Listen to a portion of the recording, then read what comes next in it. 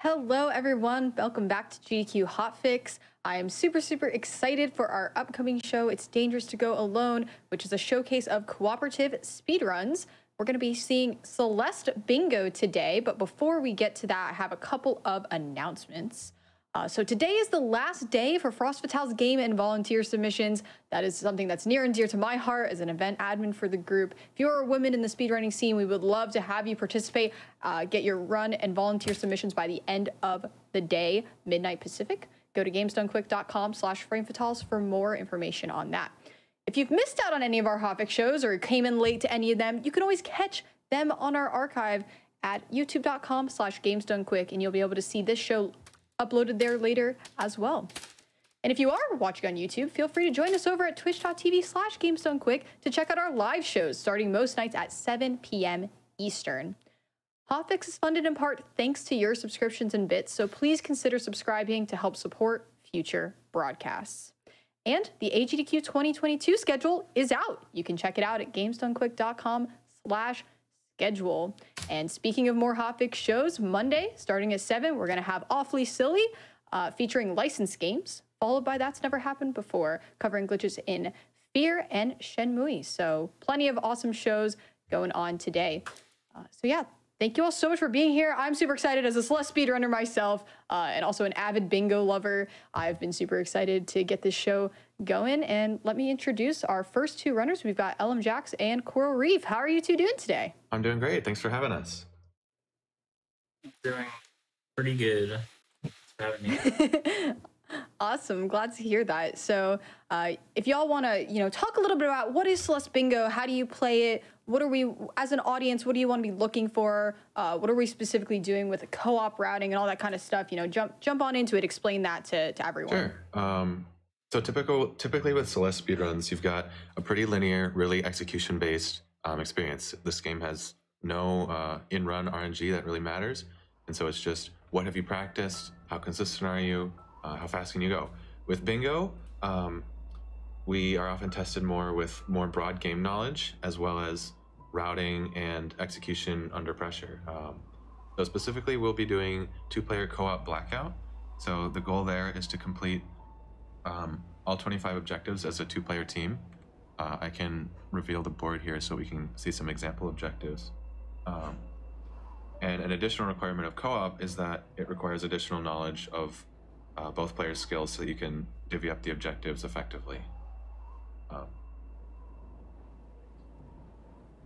So once we get into it, Carl and I will be using different colors so it's easier to see who's done what.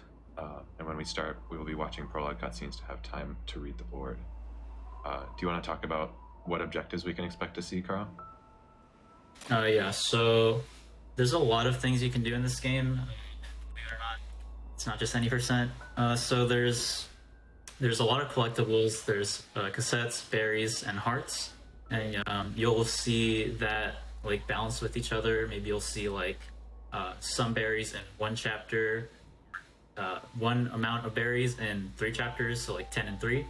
And then for like cassettes and hearts, you can expect the same thing. There's also different types of hearts. So we have blue A-side hearts and red B-side hearts. And you'll probably see either a combination of those or either just having a general amount of hearts. That'll also be there. And we'll have some other wacky objectives with the variants. That's unlocked after, I think it's after completing 8B. So there's some more customization there, but the main focus that we use in like regular bingo, I'll talk about one of the later, but for regular bingo, it'll be grabless variant. It gets pretty difficult to complete this game when you remove like a main mechanic of it, so that'll be fun to watch if we get any grabless objectives. But yeah, so you'll see also some more basic like A-side clears, B-side clears. Yeah. Awesome. Thank you so much for that. And then, there's a tool that you're going to be using, to showcase this. It's not required because you can play bingo, on a non-PC copy. But what are some of the things that the bingo UI is going to show us? Yeah, so we've got a mod called Bingo UI that shows us how many hearts we have. It shows the in-game like berry counter when you pause in a chapter. It shows that before you've completed a chapter. It shows how many like seeker bops, snowball bops, Shiro stuns you have, stuff like that. A bunch of useful information, just so that there's less counting going on during play. And then one more pretty significant thing about how this plays. We use a custom progression system to eliminate downtime in Bingo and introduce some more nonlinearity. So Chapter 4 unlocks chapters 5 and 9. Chapter 5 unlocks chapter 6 and 7. And then Core, chapter 8, is unlocked from the start, but you do need to get 4 hearts to get into it still. Additionally, we have 1 assist skip to use anywhere we'd like. Yeah, I think that's one of the coolest parts of Bingo routing, especially in competitive Blackout, is, when am I going to use my skip? How do I need to, go for progress or go for specific B-side objectives and things like that? So the great part about the Bingo UI in terms of the things you can see, it keeps track of the things for you, but also the custom progression is what makes Bingo, I think, extremely interesting. You're not going to do all the chapters in order. We're going to be bouncing all around, seeing tons of the game, especially in a co-op Blackout scenario when we need to get every objective, on the board. So yeah, are you all ready to get started? Yeah. Yeah. One clarification for chat: the Bingo Sync browser source it's been a little bit weird lately, and I needed to refresh it. I don't know, it gets behind. It'll be on the wrong board. It's really strange. So we'll be double checking that when we start each match here, or each race, I guess. Yeah. It's not a match. Yeah, each showcase. We're fighting. Competing against the clock. But yeah, all right. If we're ready to go, I can count you both in. We good to go? Sure. I will generate a new board here. Fantastic. I'll reveal it on my end so I can see it too. Alrighty. And I think we're good to go. All right. Fantastic. Let's get going in 3, 2, 1, start. Good luck. All right. Oh, What do we see? I'm getting mismatch between Bingo Sync and the OBS source. No worries. Figure that out. Oh, here we go. You should have Winged Goldenberry in the top middle, Carl. Yep. Okay, cool. All right, Yep, I see that too. Alrighty. Off rip, I see all berries and crossing, all collectibles 2A, get a 1-up in 2A, 20 berries, so there's some early berry objectives here. There's actually a ton of berries here. There's like 3-seated berry and rescue, 4-winged. Let's talk about maybe wait, oh my gosh. 10 berries There's like in 5 barely chapters. any B-side objectives. Okay, so I'm playing like what, 3B, 6B, and some other B-side to get 6 binoculars and B-sides? Yeah. I think you'll also be taking care of Farewell, maybe. What objective is there?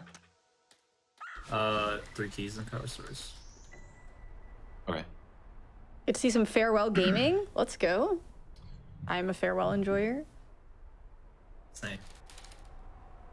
And so you could see that in Prologue, you do not skip the cutscenes as a part of Bingo UI because that allows both players to kind of see the board. Not as huge of a thing in co-op because they're talking with each other and still, but you got to hear the routing conversation. But in Blackout, where you're competing against, or in Lockout, when you're competing against each other, that time is critical because that's when you're thinking about what objective am I going to go for first, and that time is really important. So we make in Prologue you don't skip any of the cutscenes. Alrighty. Grabless 5A. This is a really strange board. How do we want to do Grabless 5A? I can do really? Maybe you skip Resort? Yeah, for now. Or like What is do there? berries and start and then skip Resort? Okay. So I'll plan to skip Temple, I think. I think we leave Winged Golden until the end. Same with Chasm Without Dashing, just so that we can have some buffer there. One thing with co-op is that leaving some miscellaneous objectives to the end helps eliminate time loss, because if your routes aren't the same length, then that makes sure that one person is still able to play in the later stages of the board. Yeah, you don't want one person to finish in 20 minutes and the other in 30 because you're just leaving 10 minutes on the floor. That's not really helping you out. I think I will go 2B here because it's just a really quick B side and there's not really any others for me to play. Yeah, I got 2 AFC. Okay, cool.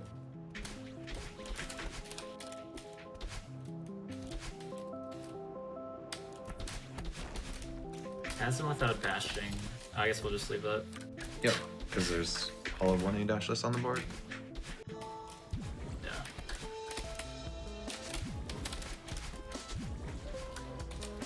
Yeah, there's definitely a bit of a learning curve when it comes to bingo because, like, first of all, knowing where everything is took me a really long time, but also learning some of the more niche things like one-ups and dashless, like they were just talking about. So it takes a lot of different skill. Like, of course, speedrunning the game is kind of helpful and important to be able to go through areas quickly, but also knowing some of the more niche techniques. Yeah, for sure. It's a whole like new world because there's so much different movement for all this game, depending on whether you play ARB or or any percent. It's so much. Yeah, and bingo forces you to combine all of it. Yep. You'll play any percent for 2 chapters. And routing, Yep. which is hard too. Yeah, you'll play any percent for a couple chapters, and then suddenly you need a bunch of random berries and cassettes. It's like, what am I getting here? What am I getting here?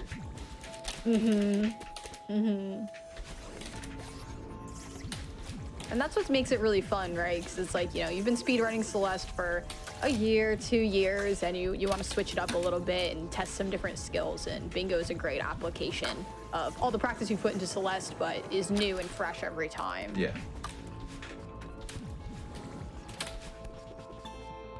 I've seen some really fantastic like walkout matches for bingo. Yeah. It gets pretty crazy. Yeah, we host tournaments over at the Celeste community channel on Twitch, and they're so much fun. I love doing commentary for them, and we have players of all different skill levels competing, and it's always so much fun to watch the live matches.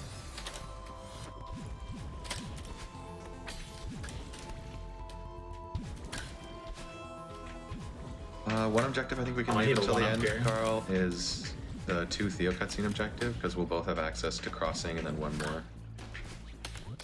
Yeah. It's definitely fine to leave.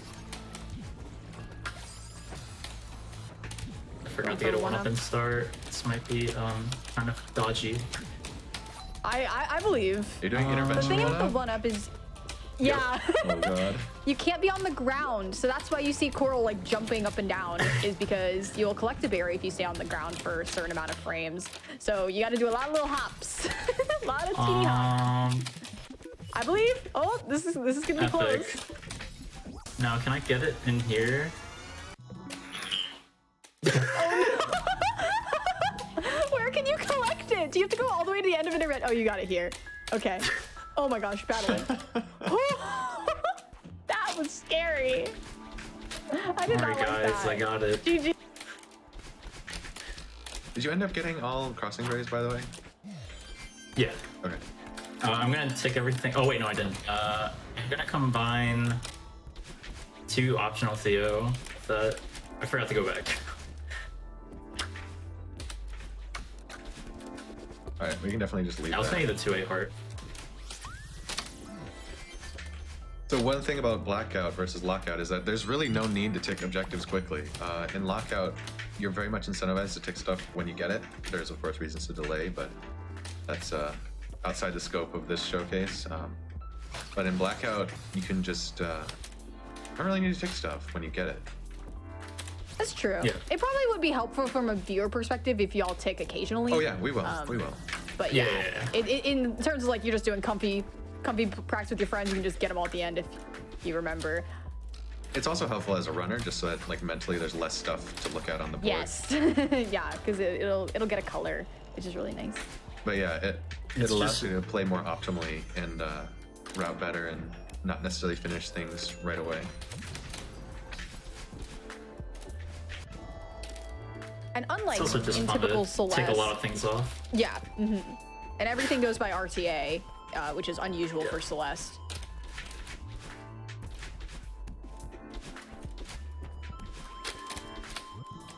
I'm just playing any percent with 2B. There's nothing for me yet. Playing R, this is awesome. In your element. So true. As players, we each have specialties. I'm typically better at B-sides, and Coral is much better at berries than me. So that's sort of how we divvied up objectives here.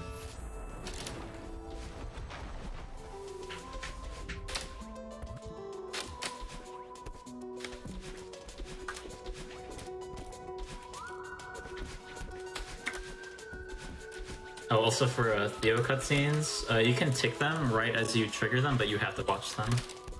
So it's not work. Have to have a nice little chat with you.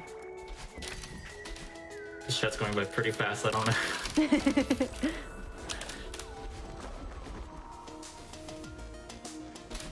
You get like a small taste of the lore when you play bingo.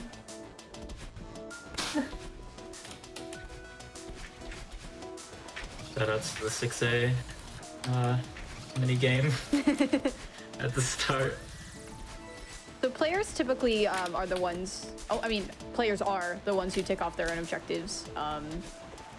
It's extremely important in cases like Lockout when you're playing competitively, when you can choose when to tick things. But yeah, they have Bingo Sync open on their computer, and literally click the objectives, and then we're just seeing that happen. So we just got a at the end of the board. One small thing that can be done to save time is one player who is done or close to finishing ticking off the other player's objectives, just so that you can save a couple seconds on reaching over to click objectives. Yep. It's like, oh, what'd you get? Okay, got you. Yeah.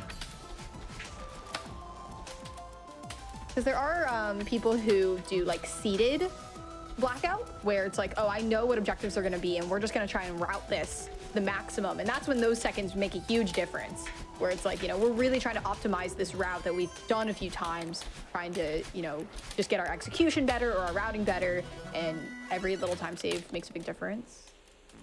Yeah, I think Coral and I did that. What did we get? Like a 22, 21? Something yeah, it was pretty. That's pretty really good. fast. Yeah. Yeah, it was a really fast board, as you would expect for set C. Yeah. I'm on the board. Let's go. Let's go. Oh, the infamous 3B Bino. Yes. The binoculars shout in out this to chapter. that. Yes. The binoculars in this chapter, by the way, were added for bingo. Shoutouts to Maddie for that. The devs confirmed that the binos in the chapter were specifically for bingo routing, because 3B is typically a pretty rare chapter to see in bingo, and adding those binos surprisingly adds a lot of viability. That was added in a new patch to the game. Pretty epic.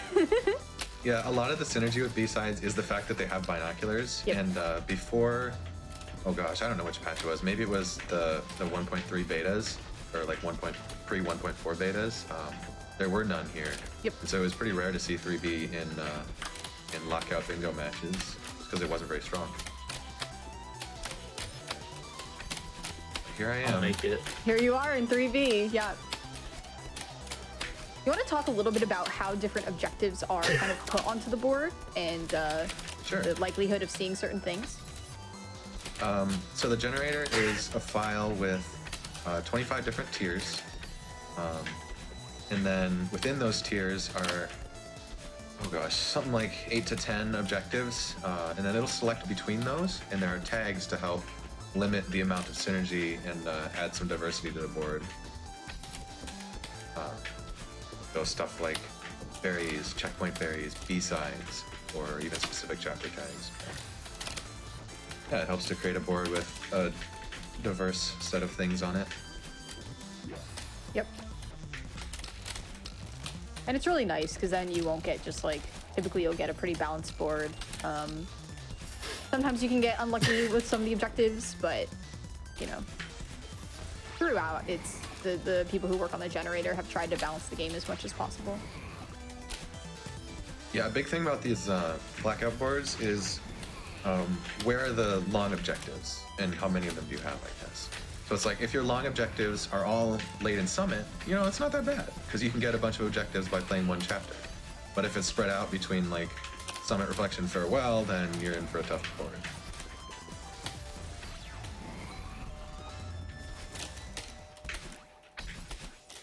Yeah, and the thing with Blackout, it's like, we gotta get everything here.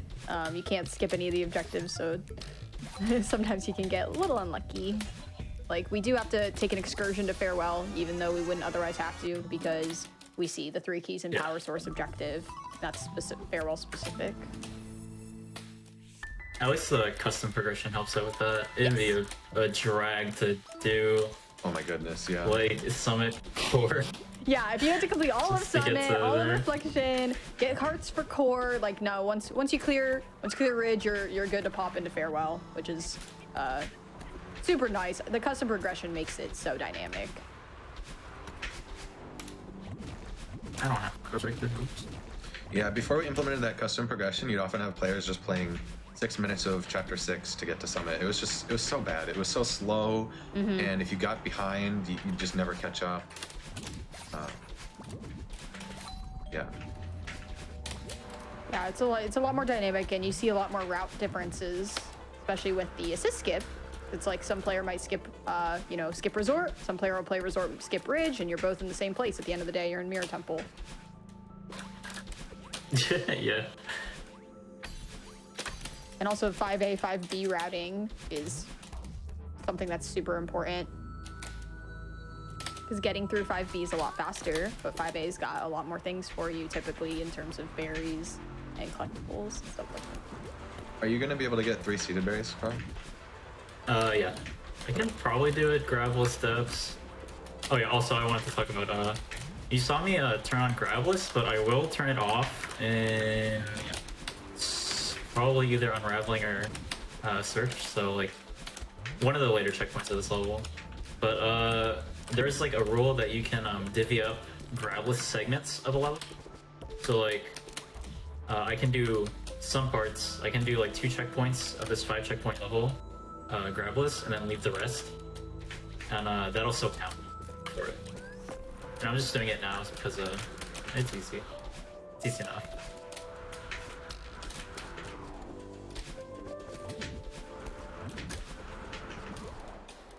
I'm just playing any % with random B-sides mixed in. It feels like I'm missing stuff, but I don't think I am. You're just playing some good old any %. Hopefully I'm able to clean up the Summit and Core objectives here. Sure. Right now I'm pretty much just gunning 6B.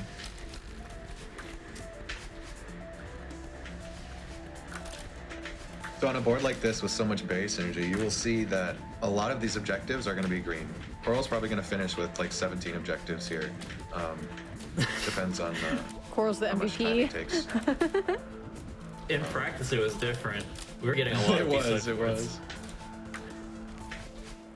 But that's how the generator goes. Oh gosh, sorry, I just like bumped my desk entirely. You're good.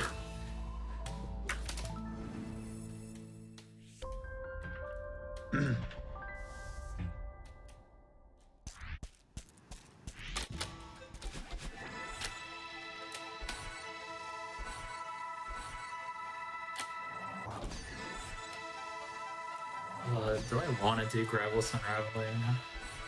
Sure. Gravelous Unraveling seems okay. It seems alright. It's alright, I guess. 5A is a pretty dynamic speedrun because of the Seekers. Yeah. Their I don't have 50 pathing berries. changes very quickly.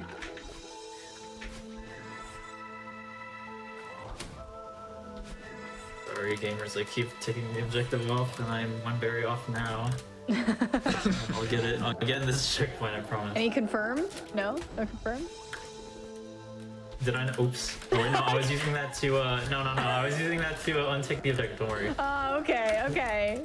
Don't worry. Sure, Coral And your would never speedruns, make forget sure to confirm the Seeker make sure to cutscene. confirm death on that Seeker.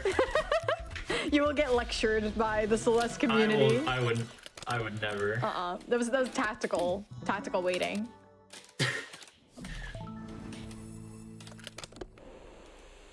Alright, I'm into 6B. Alright. I got it. Where's 6B already? Like, holy. Yeah, Coral's green. Taking off the green objectives. A lot of the berry stuff. whereas Jax is heading to B side things, like the reflection Me B with my side. 2 objectives. Let's go. Soon to be 3. Wait. 4 even. Yeah, got some binos in 6B. Wait, no, 5. I get 3 objectives finishing this chapter. Yeah, 6B is huge because it's going to help us get binos and B-sides, reflection B-side, and what was the other one? Complete 3 3 B-sides, there we go. A lot of synergy. Oh, I got my dashboard. Yeah, it might look like I'm doing most of the heavy lifting, but like I don't want to go in 6B. Yeah. Neither do It's all I. Jax. Jax is probably going to go into farewell Hey, too, man. so. Alright, you'll see me turn off grabless right now because search berries without grabbing is something that I don't know. But that's okay. It's also an extremely non-linear checkpoint, so you like hardly lose time by turning it off. Yep. Yeah. Yeah, grabless berries would not be worth it. There's a handful of sketchy ones in here that are just like annoying. Some are so bad. Yeah. The really bad ones in depths. Yeah. For sure. That's the horrible grabless berry. Repressing jump in this game when you, or I guess holding jump while you have pretty low vertical speed, like when you're either moving up slowly or moving down slowly, actually halves Madeline's gravity. And that mechanic was required to get a berry grabless in depths. Yes. It. It's so I did bad. it the other day. It was painful. 3 different pause setups. Yeah, it's disgustingly bad.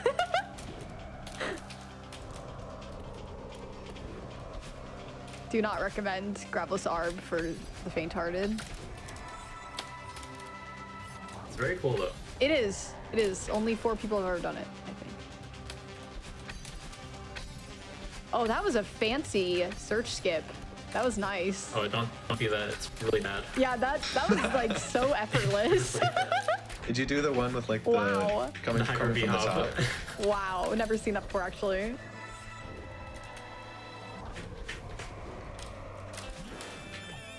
I gotta remember to kill a seeker here.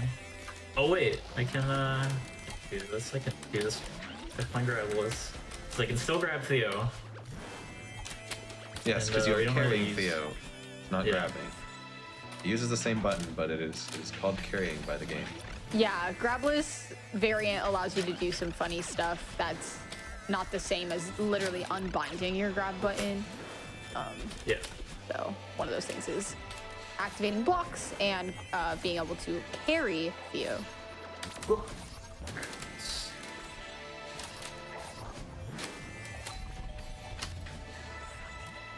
You might be like, what the heck is going on over here on Coral's screen? Coral's trying to kill Seeker. And you kind of goad the Seeker underneath the door. And then if you bring Theo, you throw Theo away, the door will close. And that allows you to kill the Seeker. There's a few pretty easy setups for Seeker kills in both 5A and 5B. It's just something you got to take the time to learn. Yeah. One of those niche strats that you wouldn't see anywhere else but Bingo. Uh-oh. Longo takes it pretty far. I think you have to kill like 5. Yeah, and a lot of times it's different Seekers. Like, oh my God. There used to be an objective, kill 12 different seekers. We changed it to 10 because there's a couple annoying ones. 12? 12. Oh, I hate that. We'll see if we see the 10 one later. Wow. I've only I ever sure seen it hope once not. on a board. I think I've done 3 in a match before, but 12 Yeah, the most I've seems done is 3. absurd. Most of them aren't too bad, but there's 3 that are pretty atrocious if you don't know Yeah. what you're doing. Yeah. I will finish up spiritual fast. This room's giving me a hard time. This room, we don't need the keys. 6B, you can just kind of scooch under this block.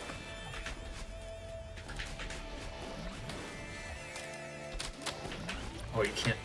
Can't go. No! So yeah, Coral's just cleaning up the rest of 5A grabless. Because before he had to get some berries. That's why we're doing this checkpoint again. It's a lot faster because you just basically run to search skip and do like Yeah. 3 rooms. It's really not a huge time loss.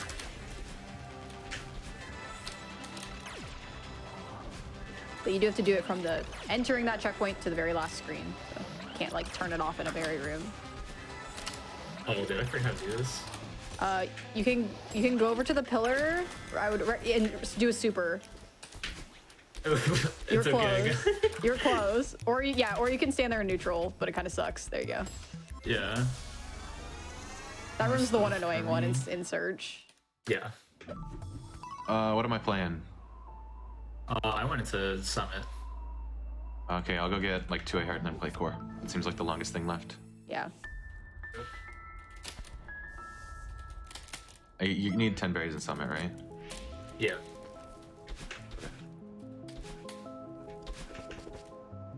Yeah, don't forget to turn off your grab list. I've never just gone into the next chapter and not understood why Madeline is on not grabbing onto anything.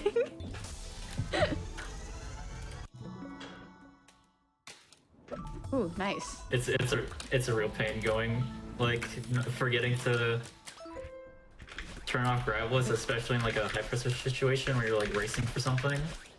It's so bad. It's so, yeah, and you're like, okay, I gotta go grab this cassette real quick, and you're like, why isn't my strat working that I've done 30 times like in the past? And you're like, oh, I got my variant on.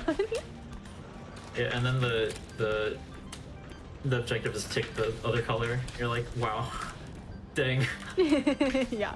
This is of course really only relevant for Blackout, but yeah. And so Jax Of had course, to, in Blackout, yeah, it's chill. yeah. Jax Sorry. had to go grab 4 hearts to enter core. One of the most bingo moments of all time is trying to enter core with like 2 or 3 hearts and not understanding why the door won't open. We have some great clips of people not being able to count. I think we've all done it. I've done it. I've done it in a match before. Oh, I've done it. I've sure done it, yeah. I think my favorite is not going in with 3, but with 2. 2 is the That's worst. my favorite. That's my favorite. I think my favorite is probably when we had 2 people go into core simultaneously with 3 hearts. That clip is so good. So good.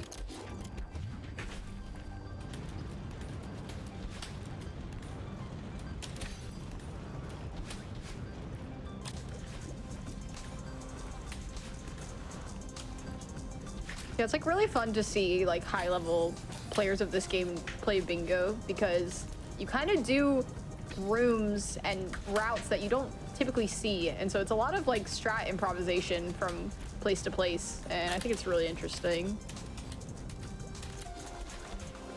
Sure. Uh-oh. Oh. Winged Goldenberry. Have fun. No.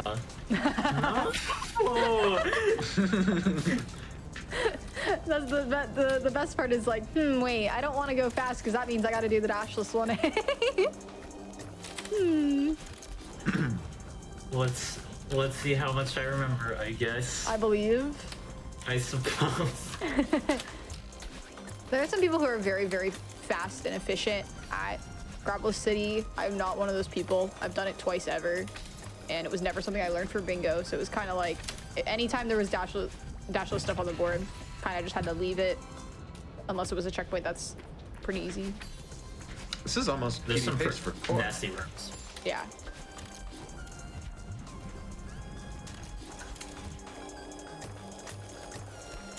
I think that's 10. That is 10. Oops.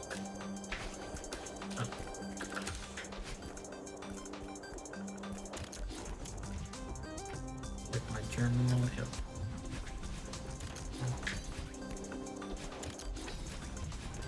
All right. Nice. Really clearing out this God, board. this board is green. It's a lot of green. It's so ARB. It's so ARB. Yeah, it is.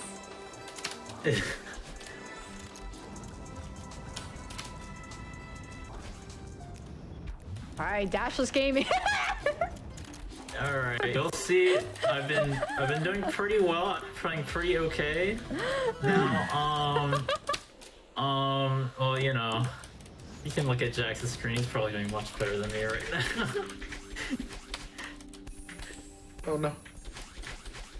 I should be getting a sub 4 core here. That's pretty good.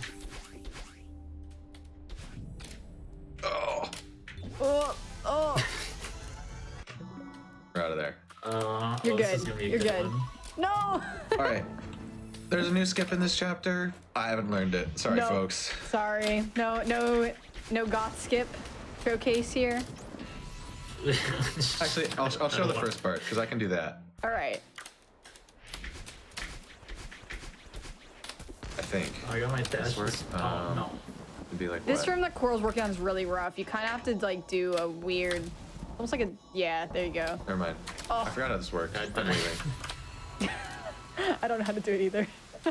I got it. All right, like 5 more rooms to go. No. Okay, well, I'm like just entering farewell here, so. Surely you can beat me. Where are you? Is this coffee shop jump is where Coral is? Ah, okay. There we go. Yeah, the first couple rooms of crossing are pretty tough. Yeah. You really want to have your second jump button here, and there you go. You just kind of go jump off that corner. All right, I forgot the setup for this, so this one's gonna be a banger. This is gonna be real 2 good. pixels down from the top and then buffer the second jump. No shot. Yep. that work? First, you gotta I get don't into know. the crevice. There we go. Oh, okay. Shout out Citrix, dude. Yes, let's go. Epic coaching moment. So you gotta have your partner with you. Let's go. Yo, can somebody take the keyboard right now? This farewell's not going so hot. Oh no. I think I remember how to do chasm. I don't remember how to do that. Just wing it. Okay, cool.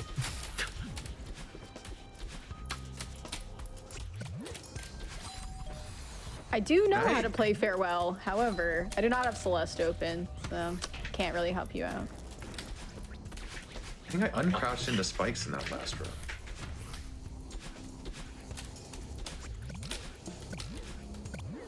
We need like a one I don't mind. remember the pixel. We need a one mind mod for Celeste, like they have in SMW, where you control every other second of input. Oh gosh. Oh no. That'd be funny. Disagree. Disagree. No. You get one player on keyboard, one player on controller playing reflection. Chaos. It's the pixel. Alright. Alright, you got this. I don't know the pixel either. Oh, It's like stamina. the- It's like the 4th puff of snow on the wall. You line up with like the top pixel somehow. I forget. Yeah.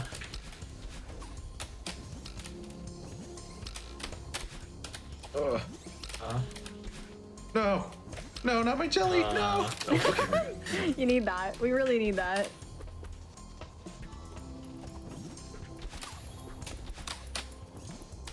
Go. Alright. Sorry that I missed this. Alright, there it is. Don't die there. There you go. I always get scared about that Yeah, last jump. I've died there so many Alright. times. Alright, Jax, I'm coming for you. I'm going in. No. He's gonna beat me. I need that. I need My that. frat. You know what? We'll make this work. Psych! Oh, Farewell shoot. race, let's go. I haven't done these rooms in a hot second. I know, the key rooms are like This is where non-trivial. my execution breaks down.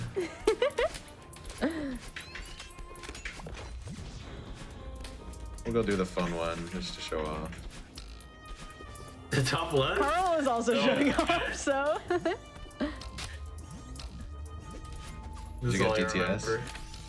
No, I did not. I did not go for it. I got the No. singular corner boost. That's pretty cool. First try. Top left key, Alright, and yes. that's time. GG. All right. Great job. What did we get here? 19, like a 32-minute run? That's pretty Yeah. I'll get the Not exact bad. time from our producer, but yeah, it looks like a 32-33. So yeah, great job. Oh boy, that board is green. Coral got 2 line bingos Let's here. go! Art of supremacy. Oh, that was awesome. Thank you both so much for showcasing that and showing kind of, you know, if you and your friend want to play a co-op Blackout board, it's super easy to just set it up and work on your routing together. I think it's a really fun way to see applications of, you know, Celeste speedrunning, but see a lot of different parts of the game together. Super fun. Yeah, so that's just at bingosync.com, set the game to Celeste, and then there's a drop down for variants, and it'll be Blackout. All right. Alrighty. Awesome. All right. So Jax, you're going to be staying on for the next one, but Coral, where can people find you and what are you doing? Oh, they can find me at twitch.tv/CoralReef.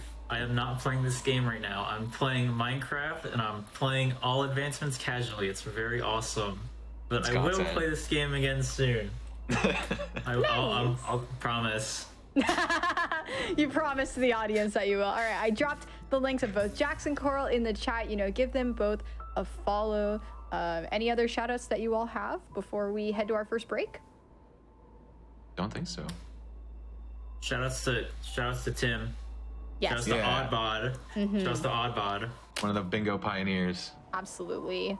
And the whole bingo community. If you want to play bingo, come hang out with us. It's a lot of fun, both lockout and co-op that we just showcased. All right, so before we do a lot of. Oh, go ahead. We do a lot of Celeste bingo on twitch.tv/Celeste community. There'll actually be a lockout tournament in a week or so here, I believe. So something to look forward to. Absolutely. I'm going to put the link for Celeste community in the chat once we head to our break. That's where you can see more bingo stuff. And there's also collections of past bingo matches if you're interested in watching those. There's been some amazing, amazing matches. Before we head to our first break, do want to say that, you know, if you have missed any previous GDQ Hotfix shows, you can check out our archive of past shows at youtube.com/gamesdonequick. And this show was going to be uploaded there as well, probably in the next couple of days.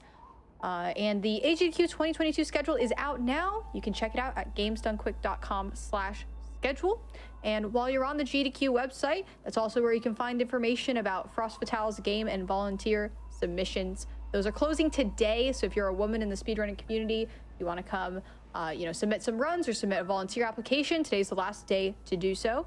Feel free to talk to me if you have any questions, since I'm an admin in that server. All right, stay tuned. We have more Celeste coming, more Celeste co-op bingo. So get up, stretch, grab some water, and we'll see you back in a bit.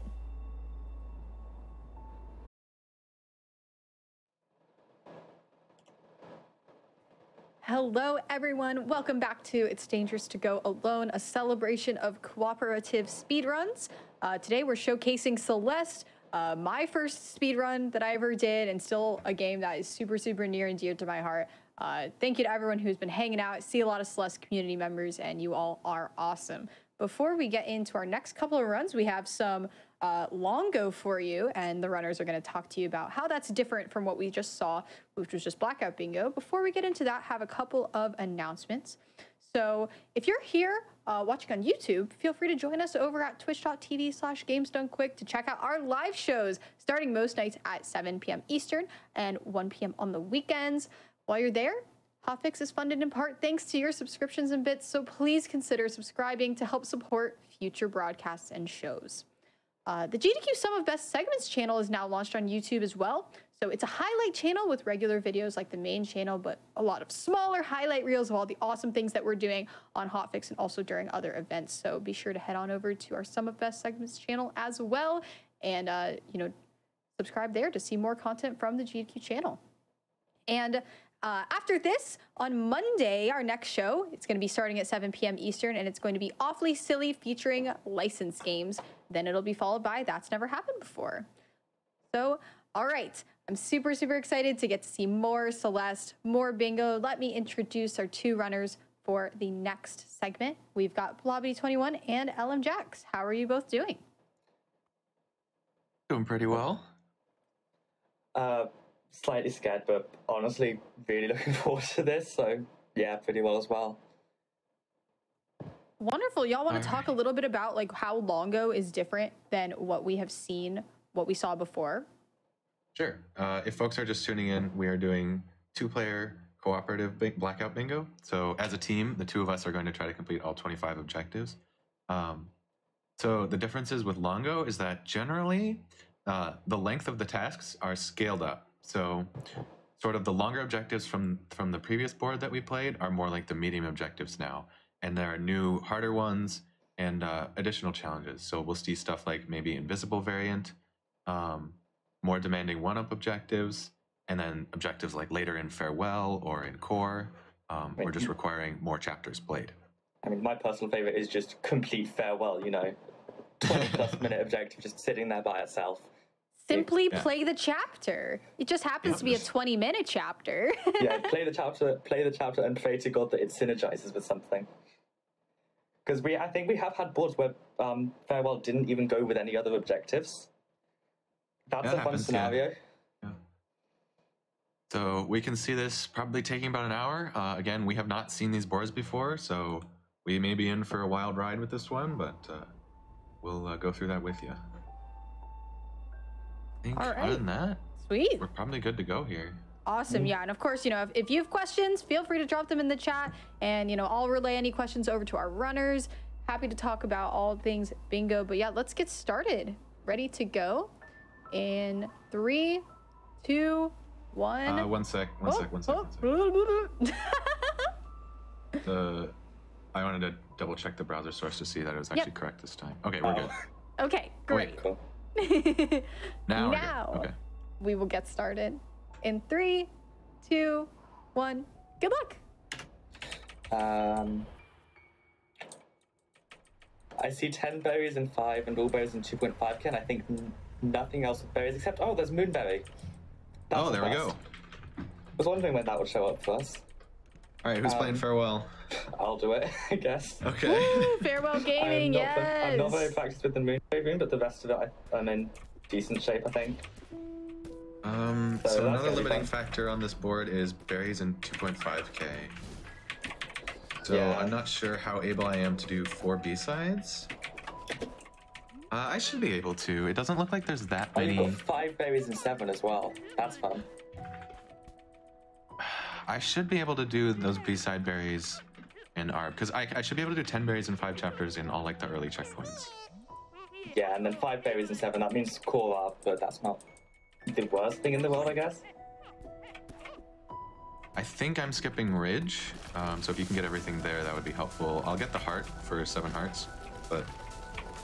What am I guessing in Ridge then? You said you're doing 4 There's nothing, never mind. Yeah, what am I skipping? I'd probably skip Sword, I think? Because if you're doing 4 B-sides, I kind of just need to make the Farewell Rush, I think. Seems like it. Maybe you end up playing Pico? I don't know. Yeah, actually, yeah, and that way I can probably work... Actually, I wouldn't be able to work 2 keys and 2 chapters. I can do Poem in 2A because that's, like, fast and doesn't synergize. But it seems like a very weird board to boot, honestly, just because of Moonberry being there. Moonberry is wild. Is there anything I'm doing in 1A? Or am I just literally just doing straight up rush to Farewell? Doesn't look like there's a ton to do in 1A other than whoever's going to get 10 and 5 and then the 1-ups, which it looks like Jax is doing both of those things. So, yep. So a 1-up, if you don't know what a 1-up is, you have to collect, is it 6 berries? Yep. Yeah, you have to get 6 berries without collecting any of them, and you get this big berry train, and then it collects all the numbers up, and you go, they're each worth 1,000, you get a 1-up.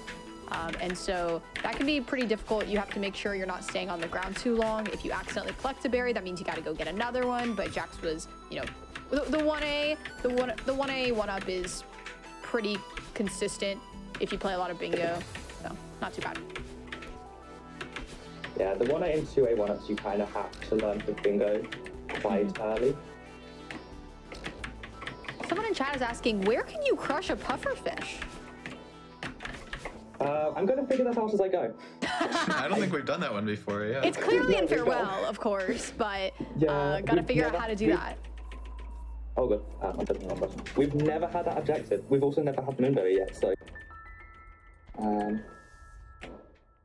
Yeah, I'll deal with the two-way home and move. I mean, I think that's Routing about it. on the fly. You'd love to see it. I already have 10 berries. Whoops. Yeah, the great thing is we're going to get to see 2 Longo boards, so you'll kind of see a pretty wide range of objectives. Why am I getting this? Somebody help tell me why I'm getting the 1A cassette. 4 B-sides. 4 A's and 4 B-sides? I guess, yeah, this is a fast one. 7 hearts. 1B, 2B, 3B, 5B I think is good for me. Yeah. Yeah, that probably works out well. I mean, you have to get the reflection cassette as well. That's but great. obviously 6B is still a board with a really slow B-side. Yeah, there's a lot of B-side synergy because we got, 4 hearts and 4 cassettes, 4A, 4B, a handful of cassette objectives, 7 hearts. So lots of, we're going to see a lot of chapters from both these runners, which is great.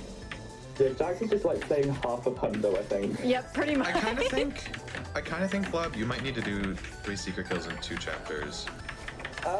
Yeah, I can handle that. I'm gonna be. Because otherwise you just don't have anything. Yeah, I will deal that with requires... Farewell first. Sure. Because that's the big thing that we need to get out of the way. Yeah, for sure. And I also kind of judged from how long it takes me to get Moonberry redone. I've only done it twice since I switched to keyboard. Uh-oh. I'm a believer. The rest of my Farewell is decently solid, but... Yeah. But yeah, 3 secret kills in 2 chapters requires you playing to the end of 5B and 5A. So it may not look like it, but it's quite a long objective. Yeah, especially if you're not already playing 5A. I mean, to be fair, I have to play to the end of one of them already. No, I don't, because I'm not doing anything in the late game. I was going to grab the poem. If you have reflection access, that's definitely helpful, because then it saves me a minute of 6A cassette. Yeah. But we'll see. Is Stepping Stones in 4B? I have a question Yes. from the It is? Okay. I didn't know the answer to that. That's awkward. Maybe you complete 4B then. Yeah, that Yeah, makes sense. actually. Is it in, what is it, Invisible Stepping Stones? It's Invisible Stepping Stones, Yeah. yep. I've done that before. It's certainly an objective. I've never seen like that. that one. That will be, I've never seen that. That'll be content.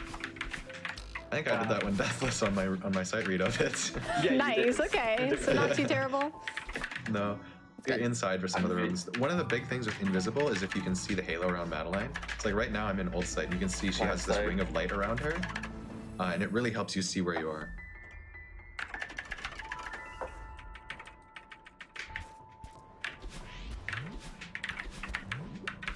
I'm literally just rushing 4B with the Invisible Stepping Stones. Stepping Stones is second checkpoint, isn't it?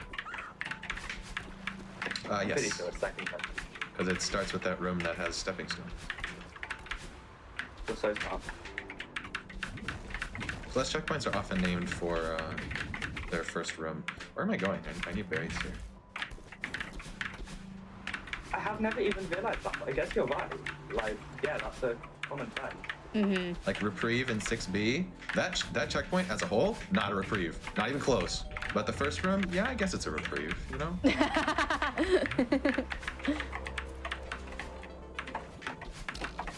All right, going for another one up here. I should be going for 2 up here. Ooh, true. I'll show off and get 3, why not? Oh, fuck. All right. So That's a yeah, definite if you check. collect 7 berries, that counts as a 2-up, and that can be 2 of them, for the 3 1-up. But let's go. Jax, I assume you're getting 2 3 minus up. and 4 because you're going to have a lot of Bino access. Yeah. Alright, I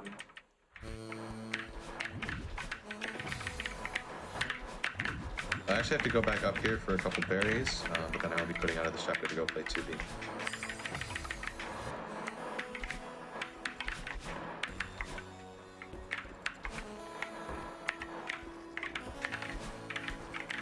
Yeah, in terms of the custom progression, Farewell is unlocked once you beat Ridge A, or Ridge B. So Blob is going to complete Ridge B because of the Invisible Stepping Stones objective. And then we'll go to Farewell. yeah, how long Invisible Stepping Stones will take me is another matter. I'm very excited to see this.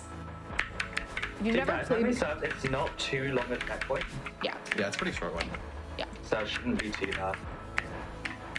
Yeah, Invisible's another variant. If you've never played Invisible before and you enjoy Celeste and you're comfortable with the chapters, it's really fun. Definitely recommend just like messing around with Invisible, like Invisible City. But yeah, here we go. Yeah, it's a pretty good test of muscle memory and how well you're able to set stuff up and visualize where she is. And it's just invisible motion, so when Madeline isn't moving, you can see where she is. But with wind, you're moving a lot of the time. This room sucks. This room's tough because you have like that one tile crumble, and it's hard to tell if you're grabbing onto it or if you're on top of it. Yeah. You're in you're in 4B already? That's not fair. Yeah, zoom in.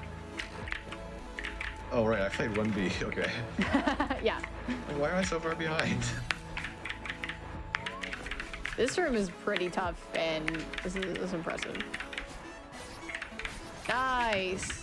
I saw the stroller room visible. I've never missed this thing there without that. That's a new one. That's never happened before. What the? Finally, I can see again. I input 2 jumps coming out of that dream block and just corner kicked off the wall. Amazing. All right, nice stepping speed. stones.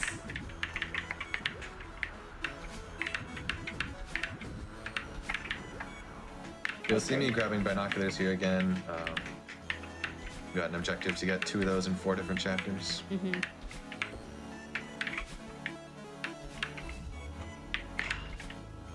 Yeah, you just get a lot of bino access because of your reach. I mean, 5 berries and 7 kind of forces a lot of bino access by itself.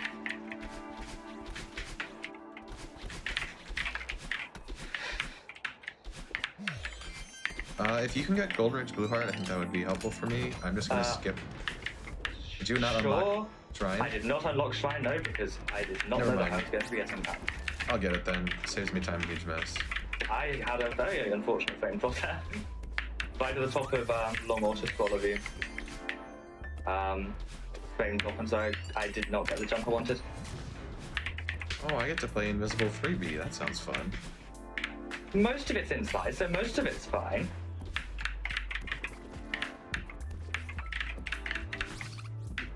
Then Invisible Rooftop surely isn't bad. I did it in 1 death. Oh. Okay, a little bit of an awkward save there to not lose the berry.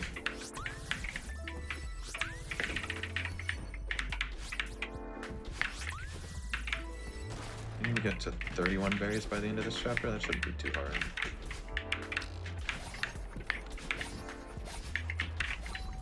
No, I think you'll have. Well, I think you'll have plenty.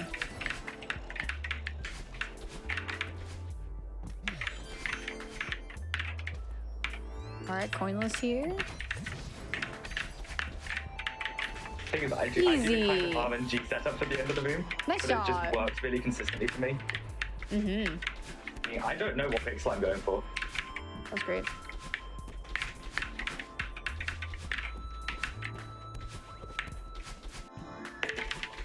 Right, farewell time. Nice. Have fun. Have fun. I'll see you in half an hour.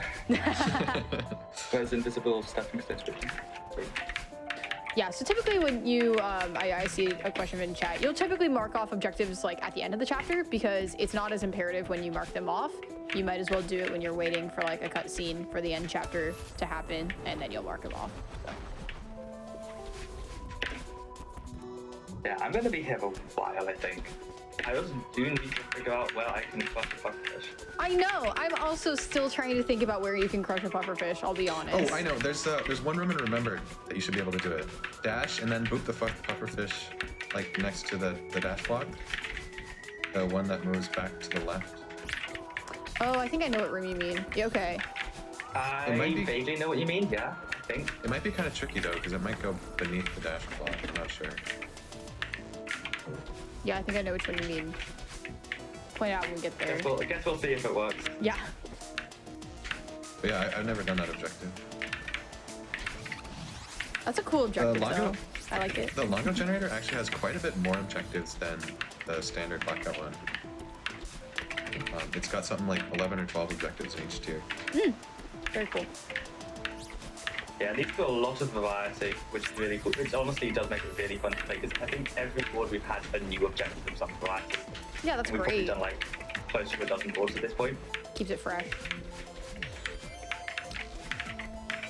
Yeah, Catalan, the Pride skins, and also Bingo UI, those are all game mods that you will get on a site called Game Banana, and you need the Everest mod loader to be able to load those kinds of mods. So yeah, it's not packaged with the vanilla game, but it's very easy to obtain if you have a PC copy of Celeste. The people who work on the mod tools have done an amazing job of making it really accessible. So if you're interested in any of those things, you can definitely check that out. And there's custom maps you can get on Everest, stuff like that.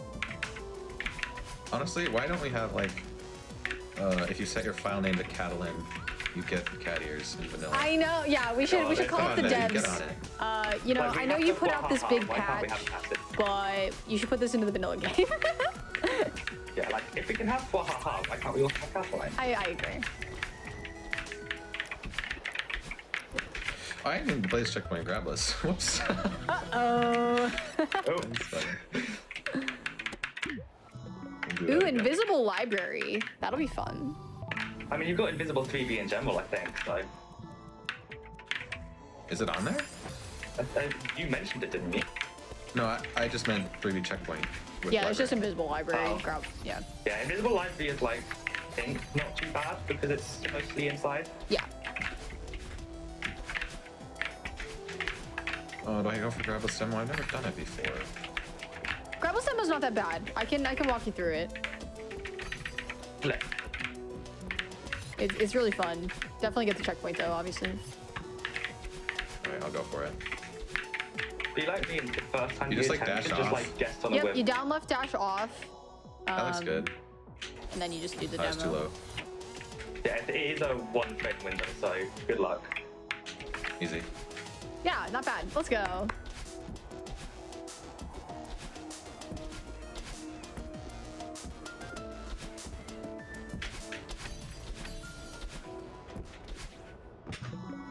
Okay.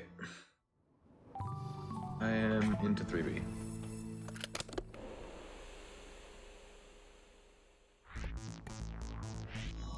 I love that we've seen Not- 3B in both of these boards. 3B's great. 3B ends up actually showing up in Longo fairly often to some extent. That makes sense. Oh! I'm a little less excited that 3B has shown up on both of these boards. I like watching 3B. I'm glad I practiced it the other day, I guess.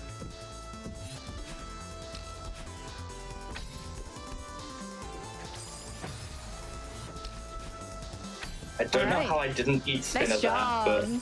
Yeah, nice job on source skip there.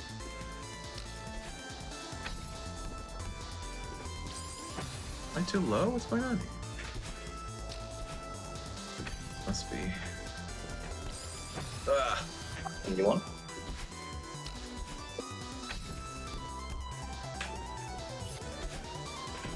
We're out.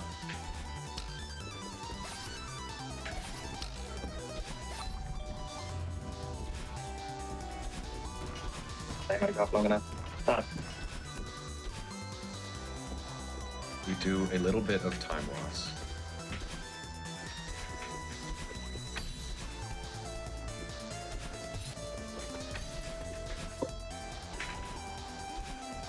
No intro car on the board. This is so sad. I'm very glad I'm very inconsistent to Intro car is so hard. So if you don't know, there's a like intro car hidden in this checkpoint, and it's in that big long spring room. It's quite hard to get to. Oh no! Oh, This is library. Okay, I'm glad I died. Good job, me. oh yeah. this is the checkpoint. You need to be invisible.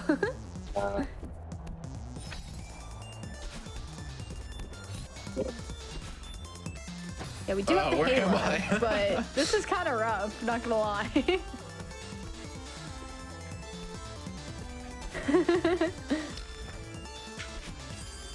That block doesn't go. I think I know which block you mentioned. That block doesn't seem to go far enough to the left. With the older Oh buffer. no, you're right.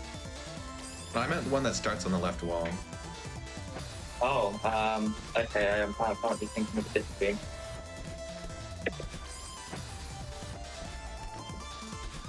I think that might not be in,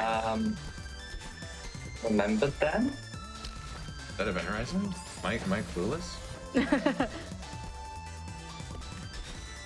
I thought that block went all the way to the wall. That was the room I thought. Yeah, that's the room I was thinking of, but the block doesn't go all the way to the all the wall. way over, yeah. I'm through.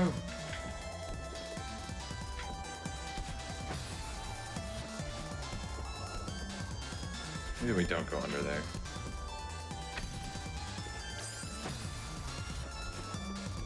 Go.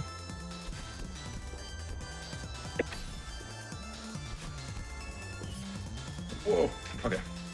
Nice increase. I need this binocular.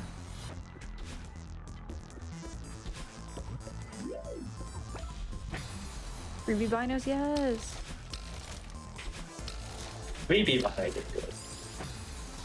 I'm just gonna leave this room. I can trust my muscle memory.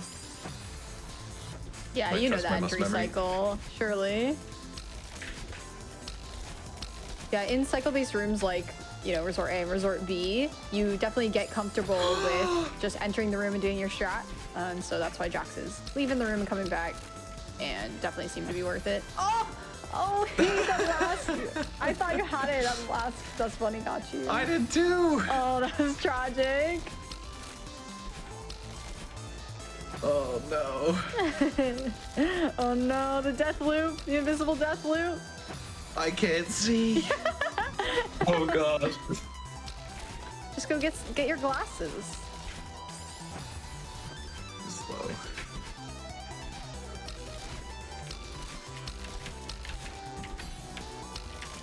Please.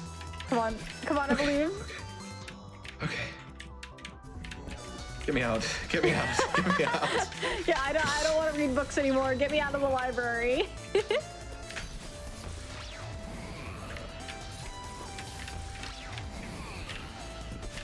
Oh my goodness.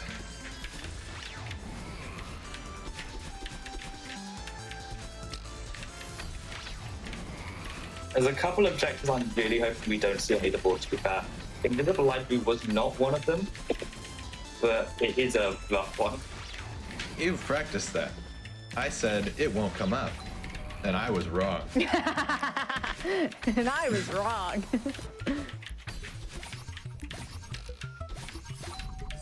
That's what happens when you bet on RNG. The universe says, I'm gonna prove you wrong.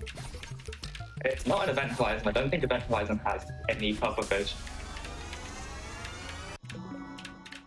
Someone said it might be in Recon. Recon I could say being. Yeah, Who's Event leaving Horizon has Richard? no puffer fish. Richard, I guess, leave for now, because Yeah, ultimately I'm it'll just be skipping like... Ridge. I was gonna skip Yeah. it anyway, so I'm just gonna skip it fully, and then whoever has more time can get it at the Yeah, end. just do it at the end. I guess I do need a 7th heart, but I'll just do it later. Nope, the runners are not racing the other team. They're just working together to try and complete this board as quickly as possible. There are like boards that people have competed to complete quickly, like seeded boards. But this is just a, hey, let's get together and try and complete a random board as fast as possible. A lot of times you'll see, you know, Celeste streamers will just like get in a call with their friends, play some Blackout. It's really comfy. But there is competitive bingo. Typically, you'll see lockout is the format for competitive bingo, where only one person can get an objective and you're competing to get the majority of the board. But they're both working together to clear the entire thing, which is why it's called a co-op Blackout. Yeah, the reason for also different have- colors is just so we can tell who's done what. Yeah. Oh yeah. I feel like this may end up being another one of those boards where Jack gets like 19 of the objectives, We'll see. just because Moonberry is quite a chunky one. There's a spreadsheet leaderboard with various kinds of bingo speedruns. I think both. What is there? There's like 1-player and 2-player, set seed and random seed Blackout. There might be a Longo board, but it's not. It's on the old generator, which is garbage. This is a revision of the Longo generator that makes it much less dependent upon variant objectives. Yeah, this is like the new Longo generator. In the old generator, you would 90% of the time have to do like 5 different variants of city. Oh my and gosh. That's not the most fun thing to do, honestly. I remember me and my friend Uni played on the old Longo, and it was like, all right, time to play this grabless, time to play this invisible, time to, and it wasn't nearly as much synergizing because you had to do chapters and checkpoints just over and over again with different variants. This is a lot more synergistic. And yeah, Longo just means long bingo, like the blackout that we saw with Jackson Coral, the estimate was 35, and the estimate here is like 105. So it's just basically twice as long for runners of the same skill, just a lot more involved. So if you're wanting to do, more B-side objectives, farewell stuff, but yeah, it's just typically stuff that takes a bit longer. Yeah, I think in this generator, the only variants that can come up are Gravelous and Invisible, which are probably, I'd say, the least obtrusive variant. Quick question, Bob. Let me interrupt. Do I need to get 2 keys here, or are you getting that? I am not. Okay. So you do need to. I mean, you played through Resort and Temple, so yeah, you just need to get 1 more key in Temple somewhere. Okay, it's probably faster to go back into Depths then. Yeah, probably. Depths key is decently fast. That's the wrong room. Brain just like completely fell off a moment, and I went into the safe room instead of the actual progression room.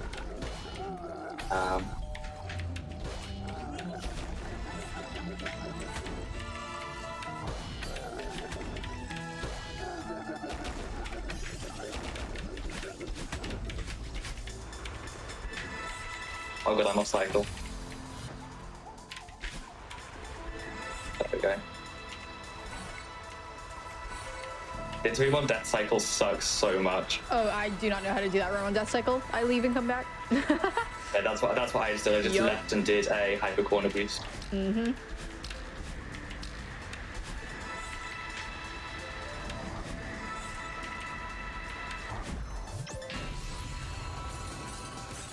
This is not my greatest farewell performance.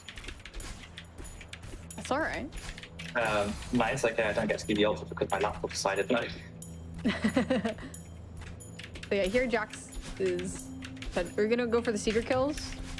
I'm gonna get them because I'm here. Yeah. Actually, no, I think I'll just get that one. I'll leave the Theo ones. That one's easy. I didn't want to play that falling room again because it sucks. Yeah, understandable. So it is possible to kill Seekers, and there is the kill 3 different Seekers in 2 chapters. So gotta go to 5A and 5B to complete that. It has occurred to me that 5 berries in 7 chapters requires core full clear. Oh. I did tell you this before. Oh. I wasn't listening. Blob's like, yeah, we've been new. Okay, well, I need to go into Ridge for berries anyway, so I'll go back for that heart.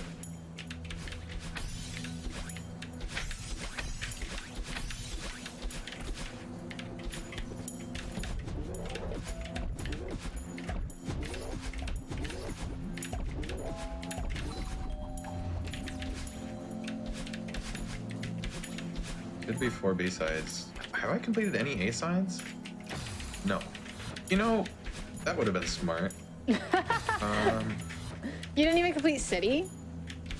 No, that's easy enough. I don't lose time by quitting out of like City and Resort the way I did.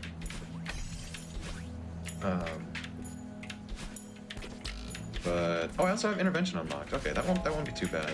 Maybe I do 3 secret kills then, Bob, because I need to get to the end of another A-side. Oh yeah, true. Yeah.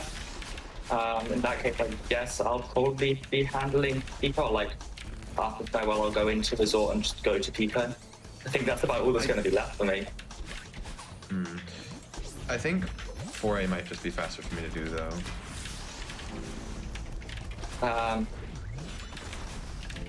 All right, so now we're looking for where to crush the pufferfish, right, Blob?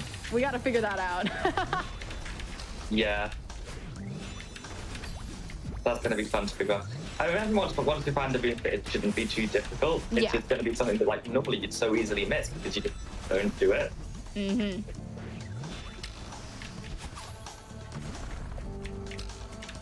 Oh yeah, I think I know exactly which room it is.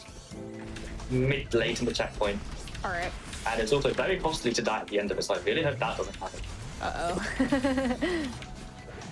Like a 20-second death, I'm pretty sure. Which, you know, you kind of don't want to have. Oh, someone did say that since you were going to have to core full clear, that you could do core as an A side as well, which is kind of true. Oh, good point.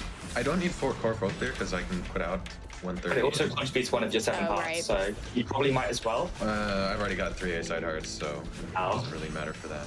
But yeah, it's faster than finishing 4A because it's just an extra minute instead of an extra 2 minutes. That's the great part about co-op. We can even have friends in the chat help us out. Brilliant.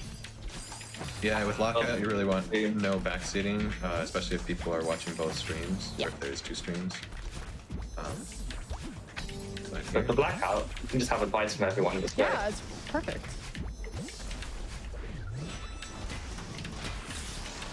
And you may be asking, like, oh my gosh, how is Blob all the way in Farewell if you're coming in? So Bingo UI supports custom progression. So you get 1 assist skip for a chapter, most commonly used to skip like Resort or Ridge. Once you beat Ridge A or Ridge B, you can go to Farewell. Core is always open. You just need 4 hearts. And once you beat Mirror, you get access to both Reflection and Summit. So that's why you have some like pretty cool routing. And of course, you can always just grab a cassette and head to a B side. There's no need for you to complete an A side to progress to the next chapter as well.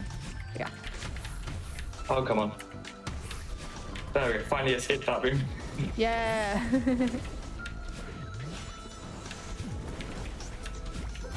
To be fair, in Longo, it's not particularly uncommon to have a player just not be able to use their assist skip. Right.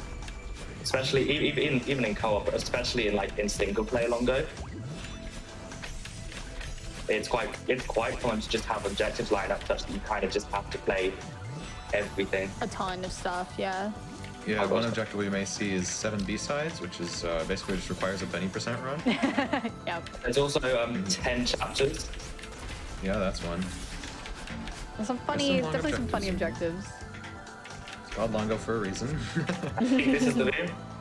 Bless! Trust the puffish. Yeah! There we go. Get squishy. Don't worry, it comes right back. A good thing too, I kind of needed to get through the boot. Yeah, no pufferfish were harmed in the making of this Longo board.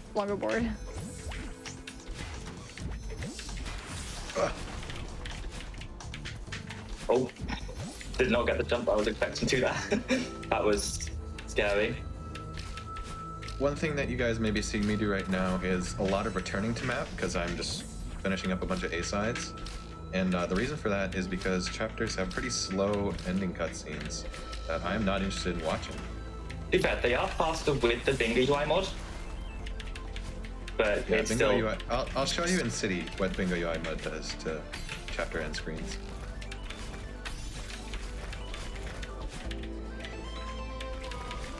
You get a nice little picture of Archie. Let's go! Archie, famous for being an awesome bird and nothing else.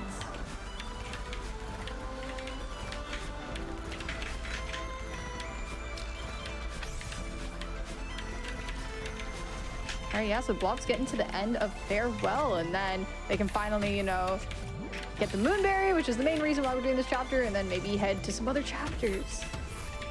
I just realized having like such a puffish but no other Farewell objective on the board would be brutal because of the fact it's like mid to late recon. Yeah, you basically just have to get all the way to recon. Yeah, that'd be. It's nice that it at least synergized with the Moonberry.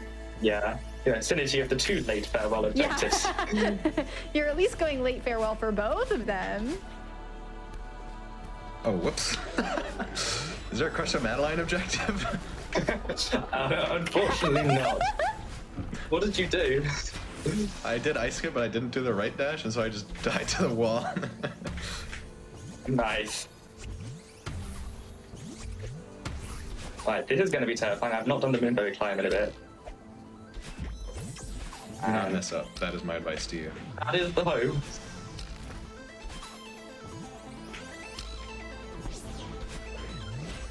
Oh boy, Barry 172, my beloved. Here we go. That was closer than I would have liked. That was terrifying. So yeah, if you don't know what the Moonberry is or you haven't played Farewell, so you have to complete this last screen, which is longer than all of the first chapter of this game. It's very, very long. And it's significant margin as well. Yeah, and you have to go backwards, essentially. So once Blob gets to the end of the screen and hits the power box, you're gonna see her just turn around and go backwards using all the platforms you kind of see in the background here. It's very stressful, especially in like a marathon situation. I can attest to having died on the way to the Moonberry on this GDQ channel. It's very sad, and it's something you practice a lot. So. Sorry for interrupting. Yeah, the worst part of it is just You're good. the worst part is just about the like. If you die on the way back, you don't go back to just the end of the screen. You go back to the start of the screen. Yep, it's heartbreaking. 2.5-minute death. Might as well be doing golden berries, huh? Yeah, you might as well.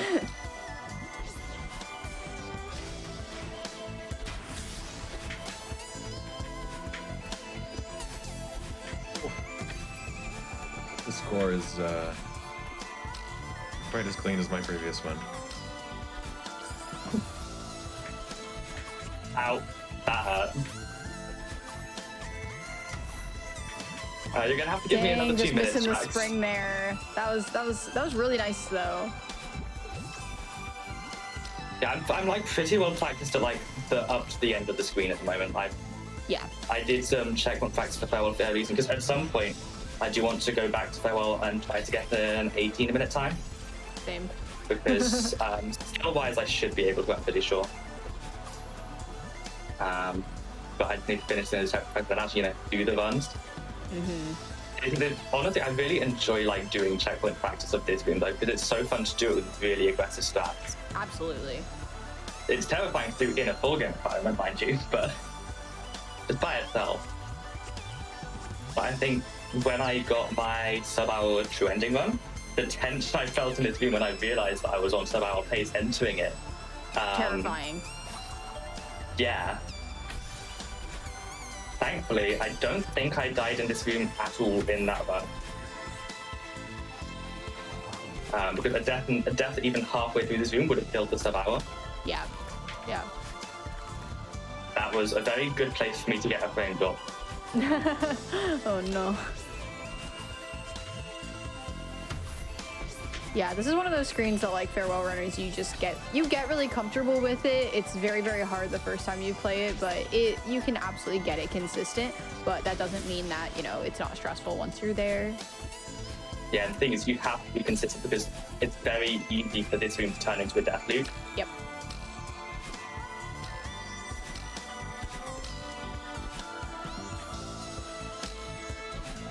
What I would do is when I was going for Farewell PBs, if I wasn't on PB pace, I would still complete the room, and then I would do the Moonberry just for good practice, and that was very worth it. I feel really comfortable with it now. Oh, you're alright. I feel more or less comfortable with this. Oh, hi, Jelly. Get me out. Okay, I made it to a checkpoint. All right, there we go. So yeah, there is a checkpoint. You just have to get all the way over to this like big block with this spring on it. I didn't do that. Whoops. I forgot an objective in core. What did you need to do? Oh, switch the ice. Ice skip moment. That's You didn't even need to ice skip. At least. It's actually faster to just skip it and come back. Oh, interesting. Well, I guess that makes sense, right? Because you just switch to the ice and then you leave. Yeah, it saves so much backtracking time. Yeah, makes sense. I got to do funny bub stuff. I'm happy now. Yes. And now for the room that I am extremely unpracticed in.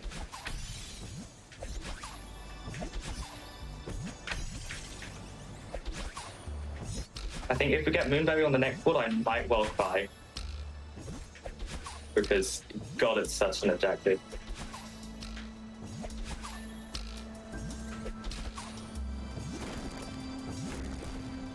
Moonberry's a really, really fun room. Absolutely, like, tests your jellyfish skills.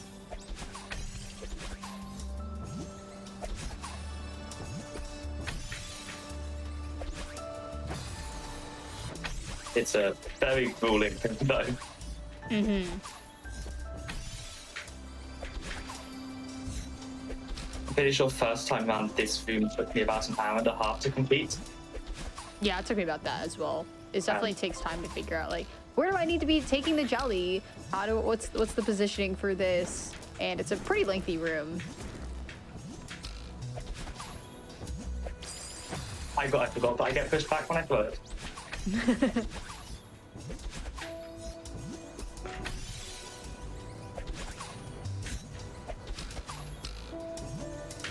This room can be done like way faster, but I am scared of it, so Yeah, I don't do fast Moonberry strats either. Gets real sketchy. So Jackson, you just zoom into 2500 to snag those berries pretty much. And gems. Yeah, I need to get 5 gems. Didn't wait long away. Nice. Oh, I have this. Don't worry, soon I'll take off the 3rd and 4th objective, I swear. Come on, Moonberry room, I believe. I believe.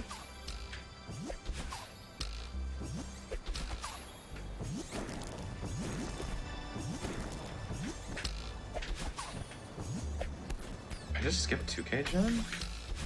Get 2.5k instead. Oh gosh. Could, I guess. That was savable, but I speeded up.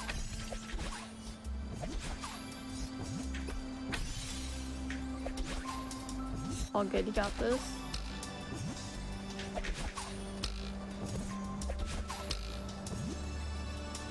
Ah.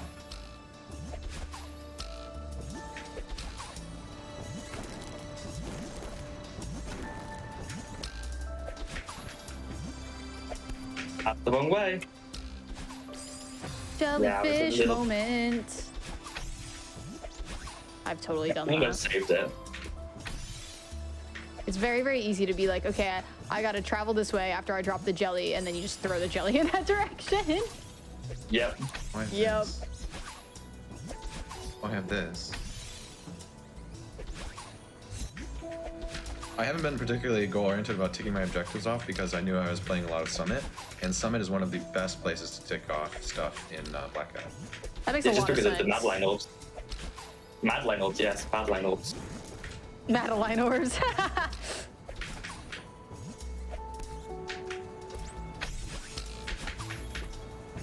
Oh, okay. Ah. Wrong way. I will get through the stream eventually. You will. I'm a believer. There's a lot of really finicky. That middle section is the worst part of this room by far. Once you get past that, like, you'll be golden. I screwed up there. That part's finicky as Yeah, heck. the middle section is like the hardest. The electric section, like towards the end, I find honestly really easy. Yeah, I agree. Like it's tense, but it's not mechanically difficult. Yeah. That middle section is terrifying. Yeah, it's really precise on like when you throw the jelly, because you got to have it hit the spring at the right time, and then where Maddie is every time you do the jelly throws, because it's so easy to have too much momentum and end up in the spinners at various points throughout it.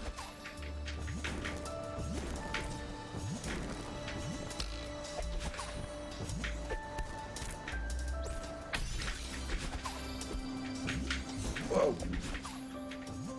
Oh, that was a little bit. Ah! No.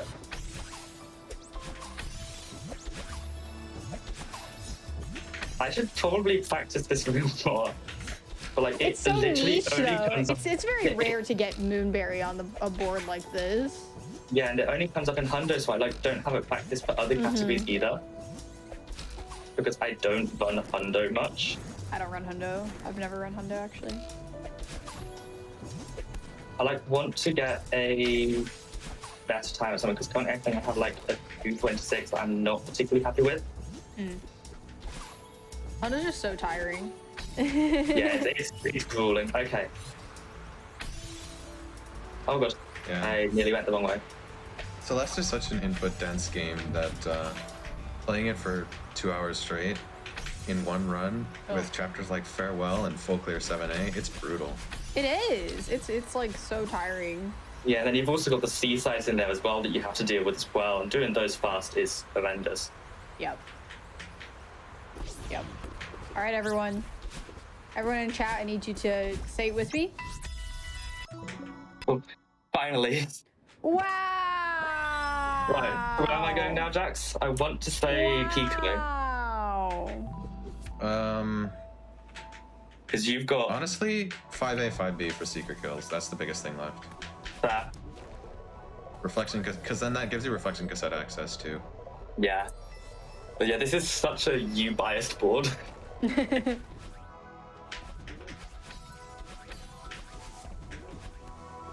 All right, farewell complete. Got the wows from everyone. Let's go. Oh, my hands hurt from Moonberry Boom. I believe it. That boom is always horrifying. It's like, Moonberry is one of the objectives I was hoping wouldn't come up because I know that I am not practiced in it. Yeah. So I was hoping it wouldn't come up. Bad for you. The thing is, I knew that I would probably be the one taking it if it did. That's fair. It tends to be that if late farewell comes up, I take it because I am more practiced in farewell than Dax at this point. Yeah, generally I have a comparative advantage over Blob in both ARP and B-sides, but we're about equal in farewell. Yeah. That was an interesting death.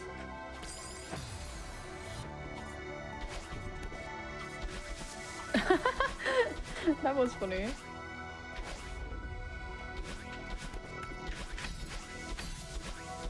I'm definitely going to be like a few minutes before the second board, I think. Yeah. So yeah, for people coming in, to recap, this category, we have co-op, Blackout Longo. Longo just means that there are some pretty lengthy objectives, like you saw Blob complete the Moonberry. Like we have, you know, killed 3 different Seekers in 2 chapters, some much later, longer objectives. And the players are working together to complete the board. They're on the same team, even though they have different colors. They're colored differently just so you know what each player has completed. And so it's basically a test of routing, like, who do you send to do the B-sides? Who do you send to do farewell? And stuff like that. And the objectives are, you know, based on a generator that weights certain ones differently. And we're going to have another board after this that's going to have totally different objectives. And so you'll see the players do different things based on what objectives you can get at the same time, which is what we like to call it. You got synergy between objectives, such as 5 berries and 7 and 10 and 5. That's great synergy because you're able to, make progress on both of those at the same time. I swear the effort put in is not as disproportionate as the colors on the board would suggest. No, yeah, just like last board, we were joking in the chat that, Coral cleared a bazillion objectives, but Jack did some of the longer ones, like playing 6B and stuff like that, so. Yeah, this isn't the first time that me and Jax have had a board go this heavily weighted, and it will not be the last, probably. I think we had a 19-6 board. 19-6. Yeah. Rings a bell. Yeah. But I did play a half-hour objective. Mm-hmm. You played, what did you play? You played albinos and recon, of which there are 0? Oh yeah, that was fun. There was all biners in recon on the generator because the person who assumed there were biners in recon and didn't check. That's so funny. There was nothing else in farewell. And so I played all the way through to the end of recon for an objective that doesn't exist. We still got sub-hour, by the way. Oh, yeah, we still got sub-hour even with that. I think we've only had one board that wasn't sub-hour so far. Yeah. I feel like this one might be over an hour. What are we at right now? 46:55. Okay, no, we should be No, you're doing good. So, Blob, what you doing in Mirror? 3 secret kills in each chapter. Nice. Are you going for 2 and 2, or is Jax doing 2 and 2? 2 keys? I'll go back in depths. I just need 1 more key for that. All right, nice. Yeah, I might end up genuinely having 5 objectives on this board. Yep.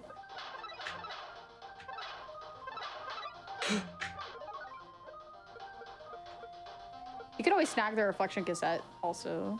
Yeah, true. I should have access to that after the 3 secret kills in 5B. Yeah. I'm already pretty far into Pico, so I should be heading into that soon. Okay, nice. Or I guess I go 5A first.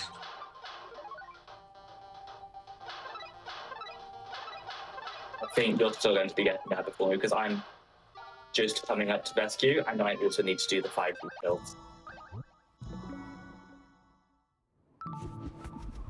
I think somehow this is going to end up being like not much over 50 minutes. I also need to go back into core, so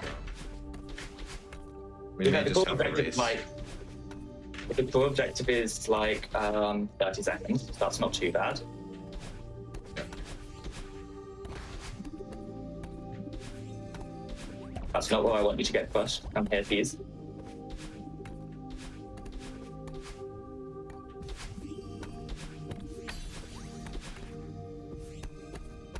Whoa.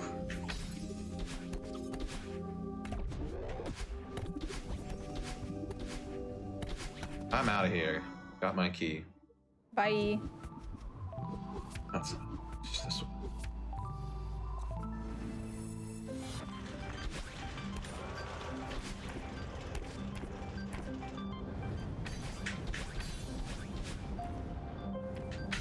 Yeah, it's mostly just a lot of cleanup. That's quite the meta I was going for, but like I'll take it, I guess. I got And honestly, for context checks, I got bounced away from the golden door by the seeker instead of popping it. oh whoops. And it And so killed it still it. died Worked out. because it was like right over on the right hand side. How the hell did I do this?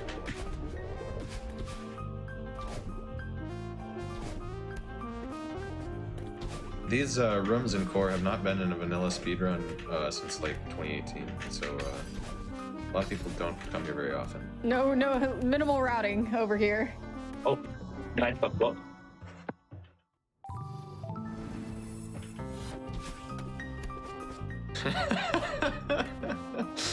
The board do be kind of pink. There we go. How's your progress towards secret kills? Just gone past bus stop, Alright. so couple minutes. Depends how the rest of 5B goes, I guess.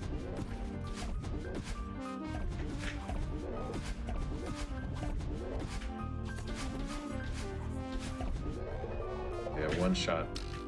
I do love whenever 5B comes up because I do get to do the stupid door demo in the cooling room that I'm adamant I will continue to do. I don't get how you're so consistent at that. Neither do I. It's a setup plus 2 frame window. And just apparently I can do it. I've definitely never given it a fair shake, but still, it seems hard. Yeah, I got consistent with it like after 3 attempts or something. Ooh, I'm so fast. Perhaps too early. There we go.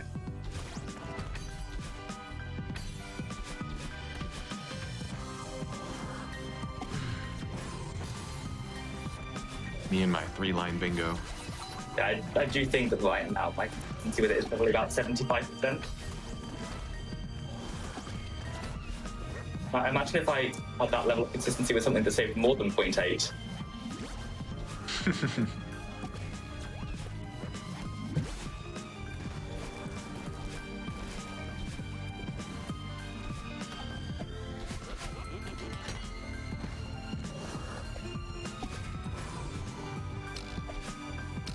So yeah, pretty much Jax has done everything that he can do. Just got to get these secret kills, and we're chilling. I'm just hanging out. I played cleanup. I guess I could check that I actually have all the things I said I have. It might be useful. Okay, yeah, I've got all the berries, got all the binos. In my journal, you can't see core because of Bingo UI just doesn't show it in the journal if you haven't beaten Summit. But I do have all the berries there. I guess I could make sure. Arithmetic time, 32, 37, 47, 61. Yeah, I got 5 there, cool. Why do I have 30 deaths in 3B? Oh, I played Invis! Oh my god. Oh yeah. I blocked that from my memory already. Invisible library. Wait, I've got my busy cell. I don't need to finish because you got the reflection set. Yep. There we go. 20 to 5. I think I don't think we're going to top that much. There is what the timing on that was. It's like 53-ish minutes from the bingo sync time. Yeah, just under 53. Yeah, the timer we have on the stream says 52:50, so that's great. Nice. Yeah, good synergy there. Cool. Well A done. little bit of a lopsided board there. Yeah. Just a smidge. I think I am going to need a couple minutes to my hands cool down. Yep, we're totally gonna head on to a break. But yeah, so don't go away yet. We got one more Longo board to go. I hope you all enjoyed that. So we're going to be heading to a break. So get up, stretch, grab some water, all the things that you need to do, and then get settled back in for more comfy Celeste co-op. Before we head to our break, the GDQ 2022 schedule is out now. You can check it out at gamesdonequick.com/schedule. And if you enjoyed what you've seen today, you can catch this and all of our other Hotfix shows over at our YouTube, youtube.com/gamesdonequick. So headed on to a break, and we'll be back in a bit with another bingo board.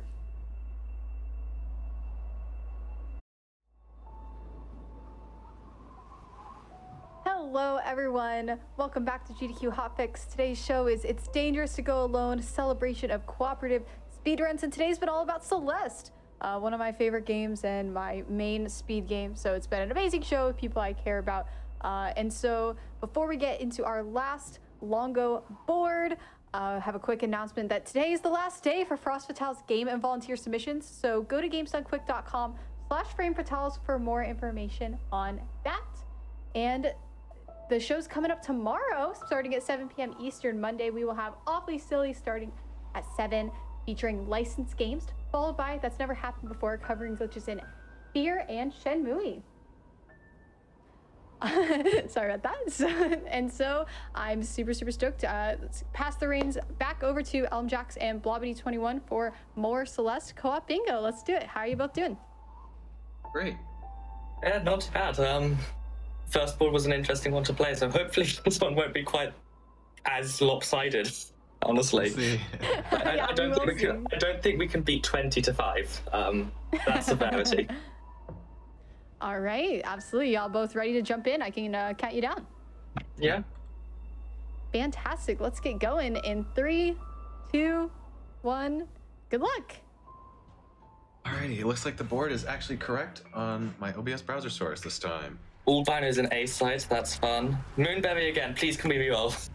Let's reroll, yeah. We don't need to do that again. No, yeah, I said in the break, if they got Moonberry on the board again, we were going to reroll the board, so. I don't want to, I think I went into prologue with it, so I have to wait until I can save and quit again. So, yeah, we're gonna redo it. Yeah, no, I'm not doing that again.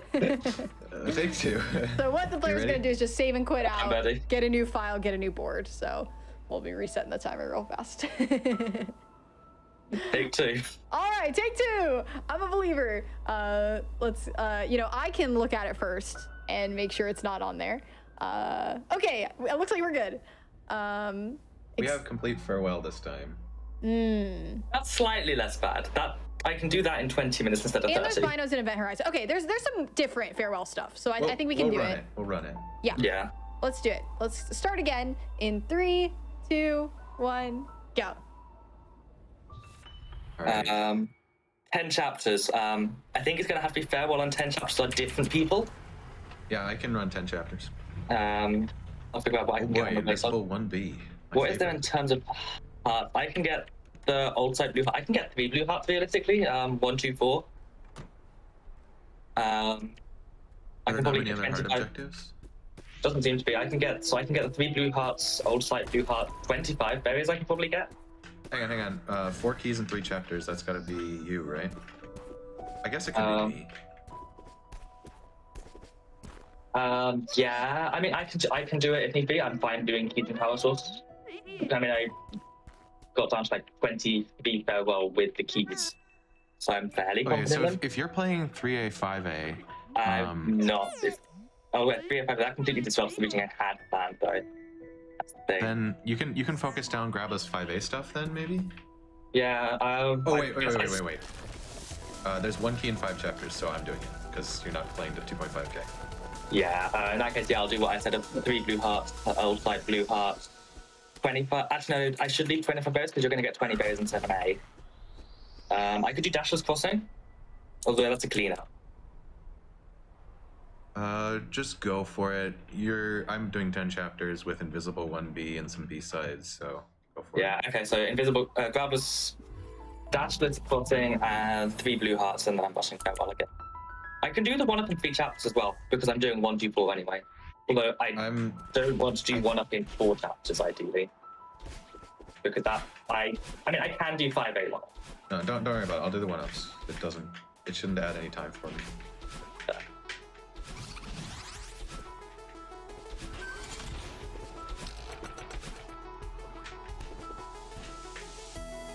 Yeah, as a recap, you got to hear the awesome routing that goes into co-op runs, which is what I really like about co-op Blackout, is hearing the runners communicate and everything. So Blackout means they got to get every single objective. So it's really important how they, that's why they were saying, oh, I'll get this. Oh, wait, no, I'm going to play this chapter. It's making sure they can get all of it. And so they're going to split it up accordingly. And the reason it's called Longo in the subtitle is because these are the longer objectives. So there's 2 different generators. There's like the standard Blackout generator and the Longo generator. So if you're looking to play a little bit more, you can play that. I'm so glad I realized that for the frosting one, I could just use my bug stop force jump binds to get the double quantities. Oh, interesting. So I actually messed up that 1-up there and had to go back. Yeah. I cannot get crossing 2 apparently though. I think I'm pressing the 2 jump buttons too close together.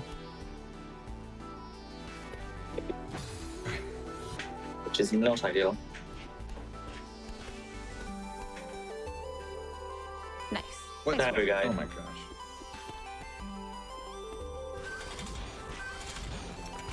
And I'll come back for the heart afterwards. 7 winged is going to be me, right? Yeah, because you're playing 3, 5, and 7. Do I need to play Resort? 1 key in 5. And 3 keys in 4, I guess. Mm-hmm. And Stanoshiro. But I guess you get that A or B.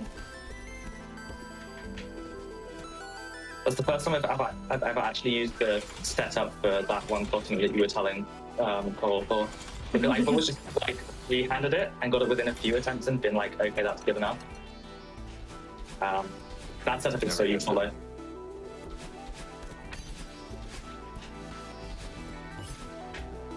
Now just finish out one end and go back to the blue heart.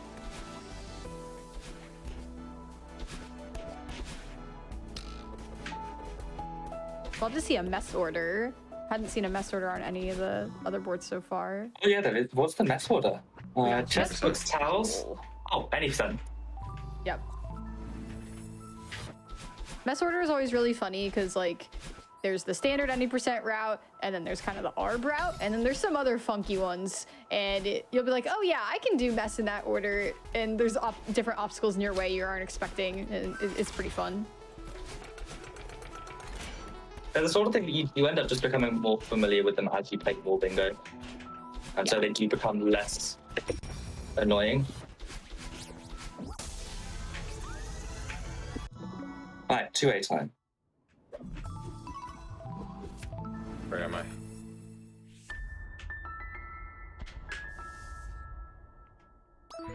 Obviously, Pico will leave for later, and it's quite likely that I'll probably end up rushing into Pico after Farewell, depending on timing.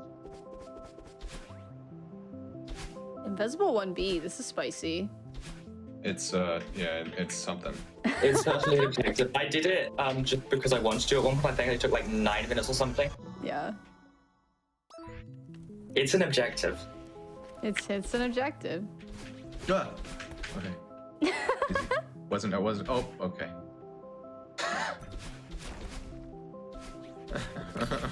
Is there anything else in 2A beyond the blue heart?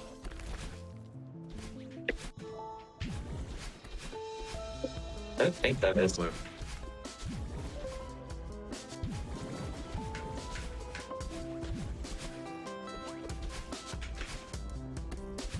Nice, getting that skip and biz. That's both of those. That's impressive. It's actually easier because you can just set up the pixel, and then you don't have to worry about like figuring out where you are and running out of stamina. Oh, that's awesome. The first time I did this chapter in Viz, I didn't do it. But then I was like, wait a second, that would have just been easier. Right. That's neat. Ugh. This room is brutal. It's so hard to figure out where you are for these gaps.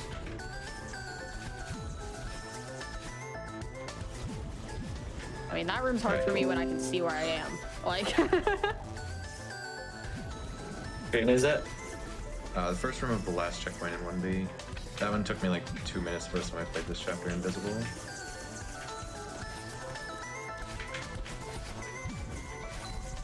Funny, scary battle line moment.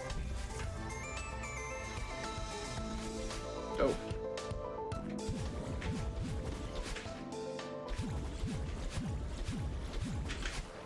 I got the speed strat. What the heck? Oh no. Feels so good. Wow. Yeah, no, that made seemed to make it a lot easier on the second go.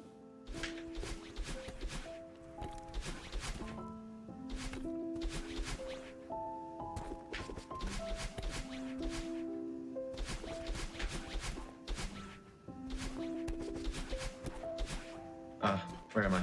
Oh no, I should have done my supers. Where am I?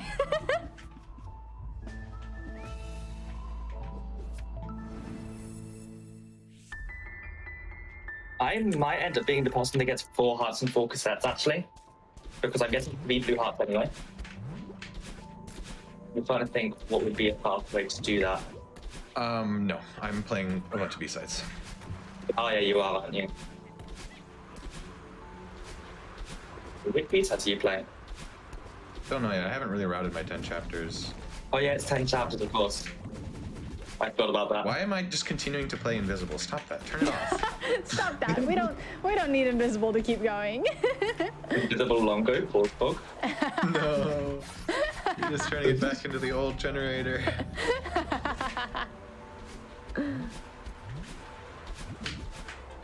Oh. Okay, no one up for me. It's fine. There's more berries here.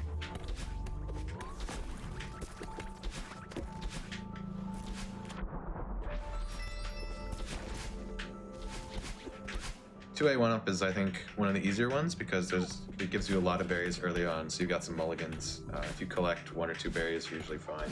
Yeah. Yeah, 2A 1-up is definitely the one I find easiest. And I also find for anything up to about a 4-up, it's definitely my personal preference. Yeah. Yeah, getting a triple 1-up in 2A is pretty easy, for sure.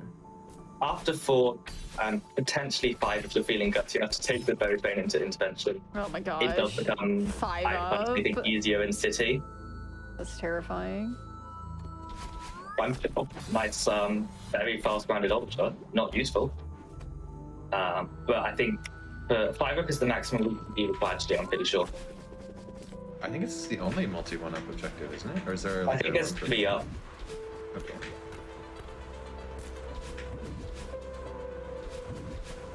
I think I just finished 2A. It's such a quick chapter. Yeah, it's definitely got to be one of your 10. Like, there is no way that you can find 10 chapters that are more beneficial to finish.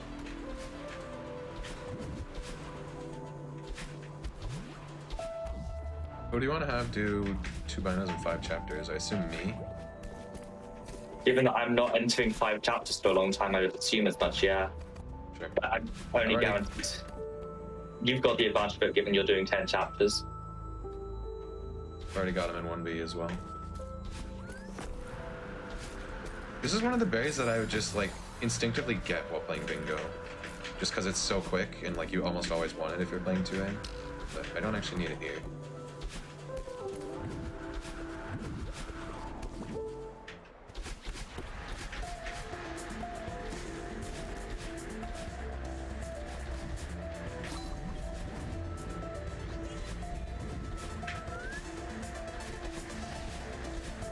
So despite 7 winged berries being on the board, I will be skipping that here in Awake, just because this is one of the slowest winged berries in the game.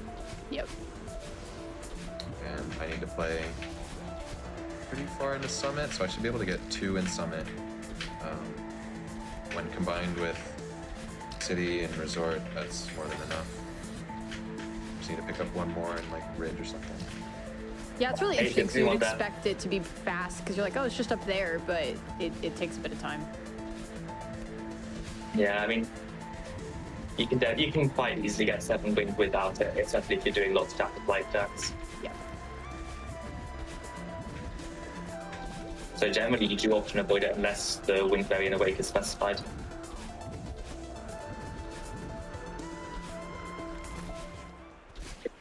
Okay, cool. Farewell time. Nice. Yeah, All custom. banners and event horizon and complete farewell. Yeah. Nice. And I will probably be running back for peak, I imagine. Yeah, I would think so. Did you skip resort? Yeah. But that's starts only like a minute and a bit, as long as it doesn't go horribly. I have no clue if I want to get to 10 chapters. I guess 1A, 1B, 2A, 2B. Then Given you have to do late 3, maybe I think 3A, 3D is probably worth it. I guess those are both fast once you're out of BGMS, huh? Yeah. 4A is fairly fast. 4B, not so 5A. much. So 1A, 1B, 2A, 2B, 3A, 3B, 4A, 5B. We've got 10 Seeker Stuns in 2 chapters, but I don't think there's anything else really late 5A. No. However, from the start of Unraveling, 5A is like probably faster than 4B still. Yeah, So 4B's slow. potentially still probably worth. Honestly, it might just be worth doing 1 through 5A and B. Well, no, Grabless Rock Bottom, so Invisible Rock Bottom, so I'm playing 6A. Oh yeah, but that takes like right up to the end. Are there any core objectives on the board? I don't look. Don't see think it. so.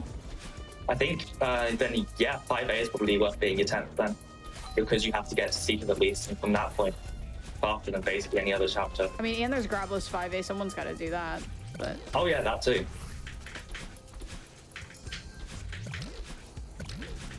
10 chapters is wild. So Yeah. 1, 2, 3, 5 both, and then 4A, 6A. Yeah. Yeah. Yeah, that makes sense. Well, no, I also need to get to like nearly the end of Summit. Jeez. Why do you have to go near to the end? 1 key and 5. Oh yeah, true. In that case, I guess I deal with 5A then. Yeah. Sure. I think that makes the most sense, is have Blob do the 5A stuff, and Jack's just And I'll also get the 10 Seekers and 2 at that case, because getting 10 Seeker tons in 5B isn't too long an objective. And then I'll just skip Temple. Wait, no, I need to play chapters. No skips for you. Yeah, this is what we were talking about earlier, of just boards that have zero assist skip potential for a player being quite common.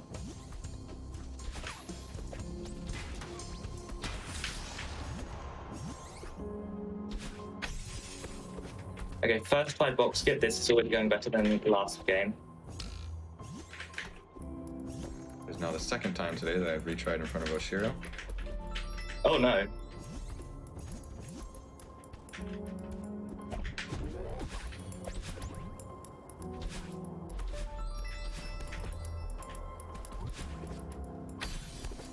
This is co-op because both players are trying to complete the board. So you split up and, go for different objectives. So Blob on the right is in Farewell to do the complete Farewell and all Binoculars and Event Horizon objectives. And so Jax is not going to have to touch Farewell, whereas Jax is trying to focus mainly on complete 10 chapters and some of the other longer objectives along the way. So yeah, you can play what is known as Blackout, and you split up a board with, it doesn't have to just be 2 people, it can be a group of as many people as you want to play together and try and complete all the objectives. It has occurred to me, Bob, that I need to play late 5A for 4 keys and 3 chapters, so you do 6A then. Yeah, that works fine for me. Well, then you need to get through Temple, because you skipped Resort.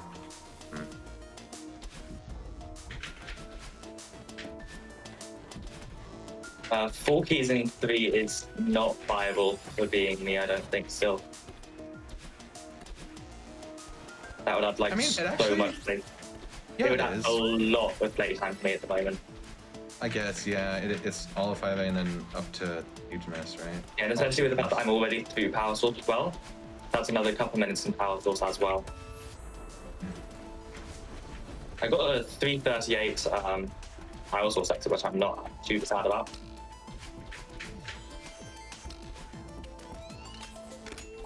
Oh, I should probably like take objectives or something. Whoops.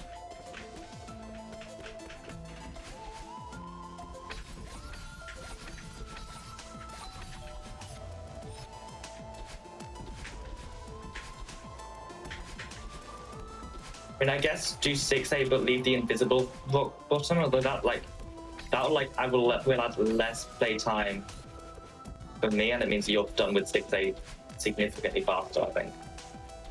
Mm-hmm.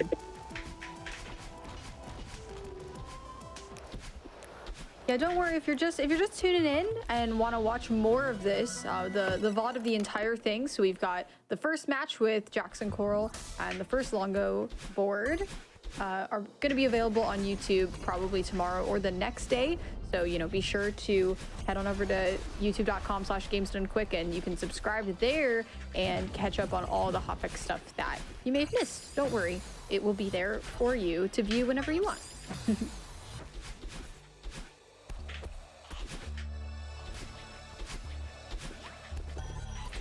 Is there Show Sons in 2 chapters? I think No, it's just 10 times one total. chapter. I was thinking Seekers. Okay, I'll do that in 3B then. Oshiro has a pattern in 3A where he comes out. It's like a cycle of waiting that's like, it's like 2-1, 3-2-1 or something. I don't remember. In any case, it's faster to retry after 2 if you're farming bobs in like 1 room. But in 3B, he just comes out fast all the time. So that's where I'm gonna get mine.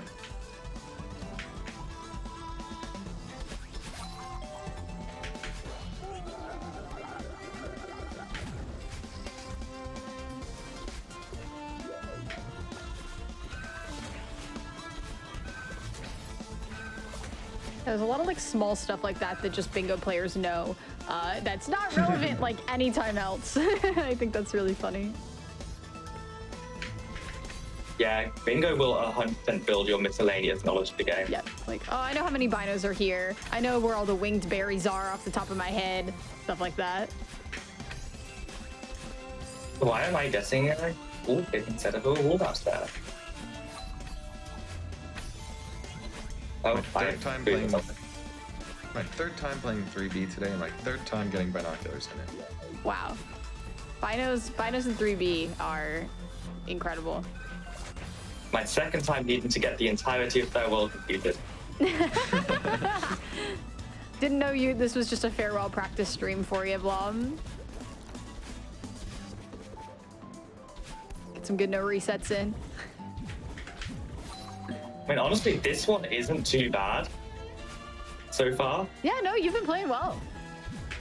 Like the event, nice frame drop. The event Horizon entry with like barely over 5 minutes was really good for me. Yeah, That's and you were really getting binos, like. I mean, hadn't been getting binos before event Horizon, but Right.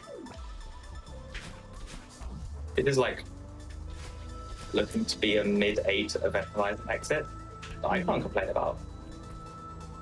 Yeah, binos is just our Normally like shorthand name for binoculars. You can see Blob and Jax, like you interact with the binocular and then you leave it. It's a pretty common bingo objective.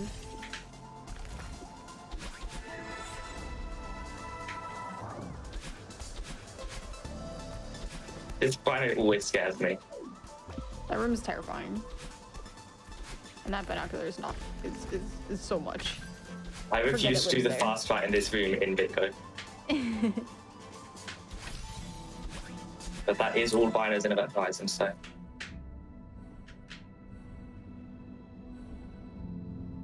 I think the next point I'll have to tick it off will be at the end of determination, I can tick it off. Yeah, probably.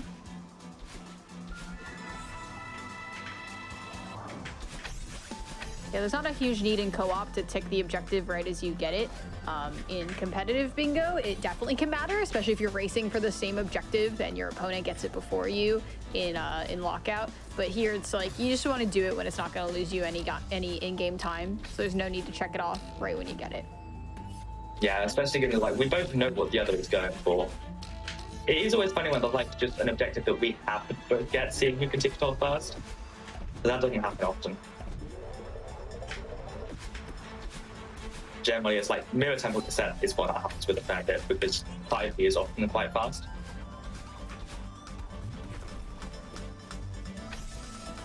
Anybody catch what time that 3B was? It was pretty solid. 2:49. I guess. Oh wow, with 2 binos and 10 Oshiro Yeah, that box. was very nice. That's not bad.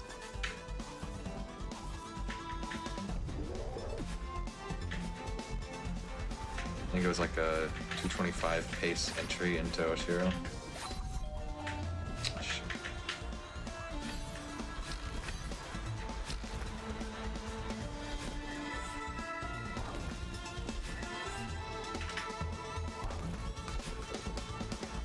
Still not earned round entry cycle in this room.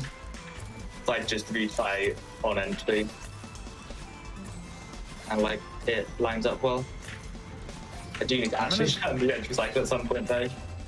I'm gonna grab the 4B cassette just to cover my bases. Because I think I may end up playing just 5B 7A after Ridge. And 4B is the next fastest chapter to complete. Oh shoot, I need to restart this for the 1-up. So in that case, leaving 6A is clean up then. Yeah. But if it seems like I'm gonna need to play 6A, then I just do that. I wouldn't be surprised if I'm the one doing 6A. I'm having a pretty solid farewell so far. And I've got a pretty long route here.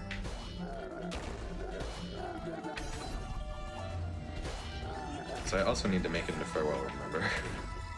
Oh, fuck. To be fair, you don't have to go too far in farewell for 1 key. That's like a 3.5 minute objective. It's 4, remember? No way it's 4 minutes for 1 key. No, 4 keys. Oh, yeah. Numbers are I thought you were saying it's 4 impossible. minutes.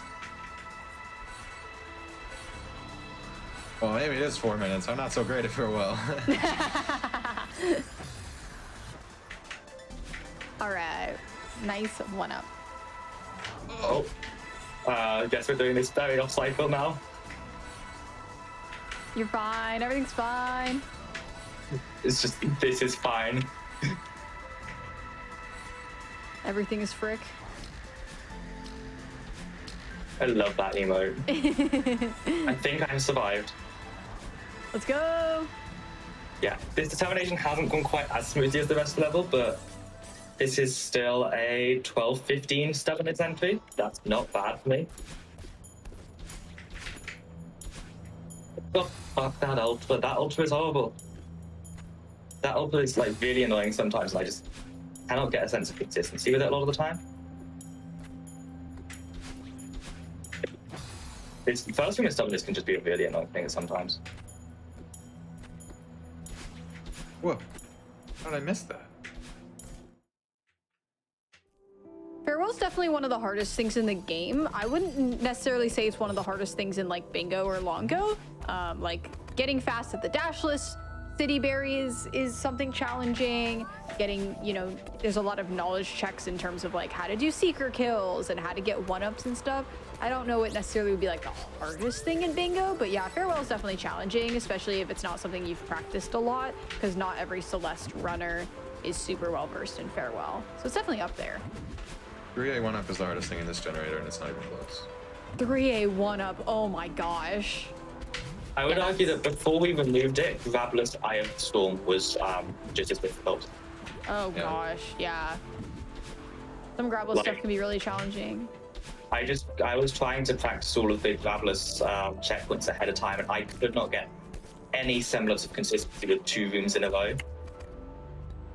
Like, 3B starts suck, but I was able to get consistency. I just could not get consistency with Eye of the Storm. So I think we did need to do Graveler's Harvest Storm like really sucks first time round. We both know more or less what we're doing for that if it comes up now.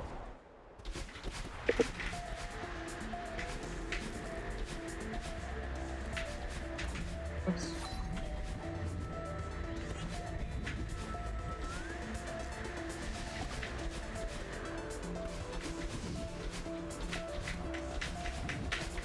This is a potentially PBable farewell by this week on entry. Wow, oh my gosh. Okay. Yeah, they've been playing super well. We'll see how Recon onwards goes. But I feel pretty confident in Fireman being in the board last time. I did not die before the power box at all. Right, I agree. And obviously that's how far I need to make it for this. What is your farewell PB? 1954 or something. Cool, nice. But it does require a pretty solid recon. Yeah. But it's definitely doable.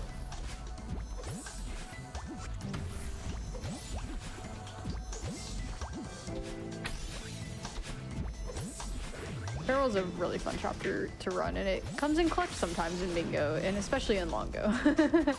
Whoa, I was getting a little bit ahead of myself here. I thought about the wrong room.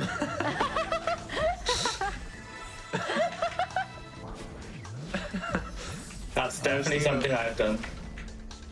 I was thinking about what I was going to do later on in the chapter. Just down dash into oblivion. That was beautiful, actually.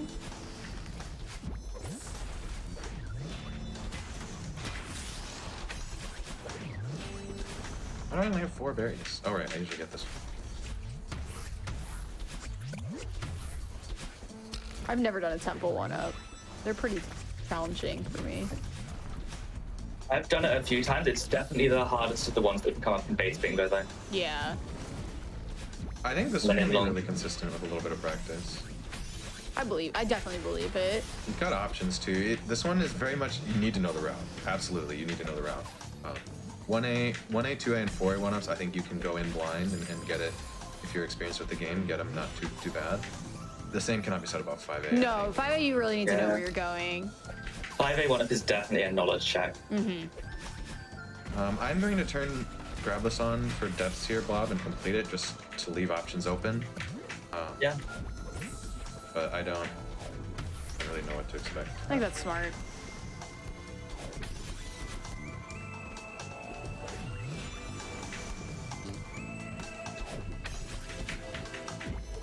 You're going to see a haha funny in the cassette room because there are some states where that Madeline is in where she can actually grab well in the Grabless variant, and one such state is out of a red bubble. We can just sort of hang on there. In a room that would be normally difficult without that mechanic. Very grateful for that mechanic. Yeah. I'm also going to use it a little bit later in the checkpoint here. I think I have completed that room without making use of that before, but it sucks. Yeah. Definitely challenging. Oops. Oh my gosh, this is all so awkward. I think this might just about not be PBable now. Still a really, really nice farewell though. Very crisp. Yeah, I can't complain about what to look like. Probably a low 20 if I have to guess. Wait, of course I need to continue. I need 4 keys in this chapter. Oh, well, there you go. That's true. Forgot about that. Oh my gosh. Not even close.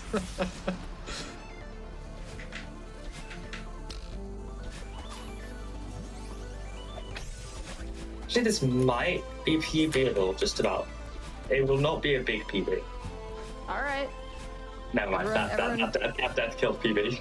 Oh, that's all right. Doing really well. Like, it was on pace for like a tiny PB. Yeah. Because my last room takes about 1:40. Yeah, this last room is quite lengthy, you could say. It's a smidge.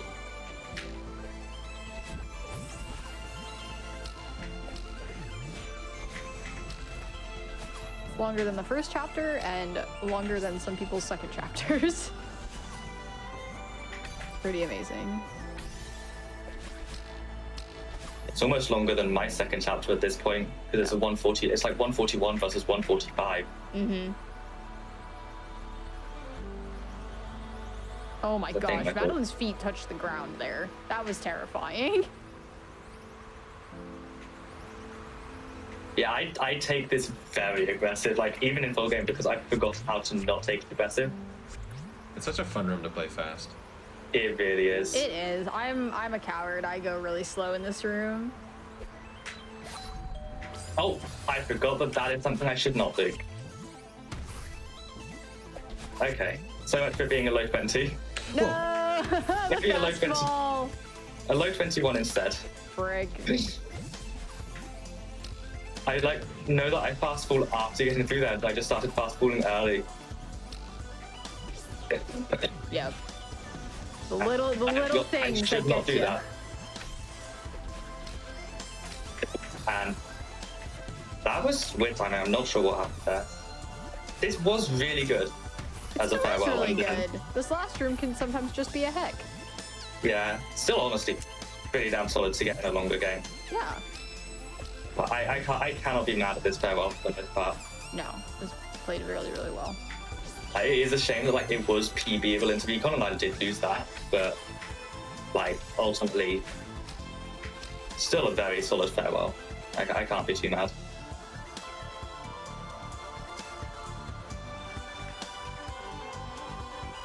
Love this room. The coin room for one of the keys. Oh, that room's That fun. room's funny. That I room's do very really like funny. that room.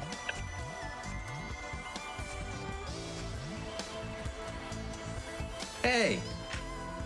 I need you to do something for me, Seeker. Hey, Seeker, please. How did I There miss we go. that coin? How? Come on, Fred. That's your whole reason for existing. That Seeker's name is Fred? I've decided. Okay, I think it's a good name. I just call them arbitrary names. That's fair. I mean, there is one that has a specific name. Which one? Isn't there like specific names for the one in the gauntlet room in 5B or something? No, I'm thinking of the one that Uni's gonna know the name of it. That in the really long, the one, it's in Search. You have to take the key to get the berry. Oh, that's Ralph. That's Ralph. Ralph! That's Ralph! Yeah, Ralph has a name. Screw Ralph. 2134. Ralph? Okay. Wes, am I doing Pico now then? I have no clue. Do whatever you want. I'm doing Pico. Ralph. You absolutely need to do 6A. There's no way I'm doing 6A. Yeah, I'll do Pico, then I'll go to 5B to get to 6A.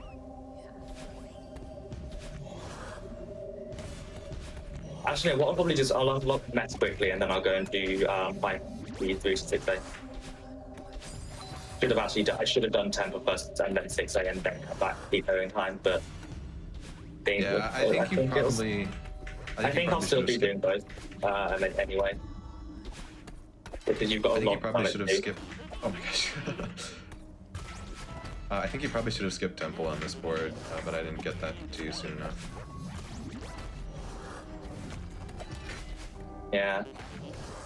Oh well. Temple is like... I mean, my best ever Temple split, which I got in a Longo game, was a sub 4, so... Well, more to the point is, you're now going into 3A, and you're not going to get anything out of 5P. Yeah, true. So, like, Oh, it doesn't well. really matter how long the chapters are. I don't think that it works out as too much. I think that works out as like a 30 to 40 second routine cost. So it's not the end of the world. But yeah, it would have been ideal if we figured that out earlier. Huge mess unlocked, so I'll go do Temple now.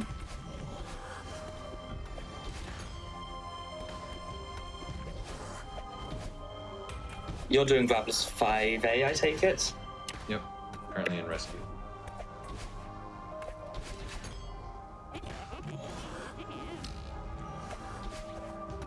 me doing 5B again means I get to show off Funny Demo again. That's great. The Seeker just bodied me. It's always great. It's always funny when that happens, honestly.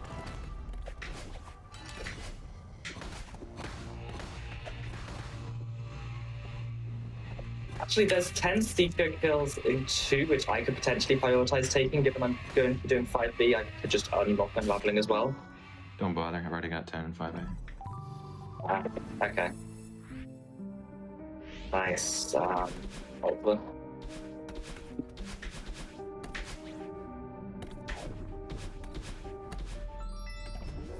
Let's go DCB. I've been getting more consistent at DCB lately, and it's very pleasing. For those in the chat, I am playing 5A start again because I need to do this grabless. I was not going to do 5A 1-up grabless. No, thank you. That sounds cursed. Yeah, we are at a funny point where both players are in 5A. Kind of funny. Not for long. Yeah. We're both exiting pretty quickly. Yes. I don't have that.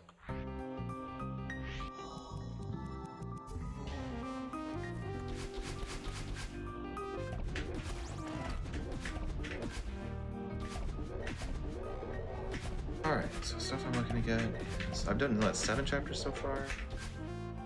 No, 8. Oh, okay, cool. So I don't need to play 4B. That's nice. Tell us like one time that we had 10 taps on the board and I just completely forgot to do 2B. But like the amount of time that was left over for you to finish the last objective was more than the time that 2B would take. So time-wise it would not have had an effect. Wasn't it like Invisible at bottom? Because you went 6B for it. Yeah. 10 chapters is a weird one. So, like, hearts are pretty easy to route because it's like you get the collectibles showing up and they're easier to think of, I think. I agree. Chapters, though, it's like, what chapters have I done? Yeah, where have I been? And like 12 hearts or something, which is in this generator, is very similar to just playing all hearts. But 10 chapters, it's hard to have like a mental frame of reference for what you're doing. Yeah, because it's also dependent on other stuff, but what's best for it.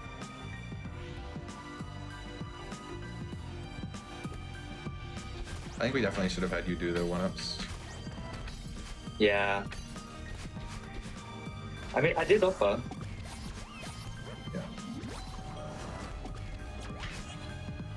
Yeah, the funny thing about co-op Blackout is like, in hindsight, this took me a lot less than I thought, or this took me a lot more than I thought. And, you know, if you're doing a seated, you can always just run it back and be like, oh, cool, we cut, like, you know, cut that much time off of it, which is super fun to optimize these kinds of things. Honestly, I didn't expect to have that good a farewell. So if I'd known I was going to have a, like, mid-21 farewell, I probably would have definitely pushed more to be given the 1-ups, for example. Yeah, if you can't trust your execution for that, it can be hard to route.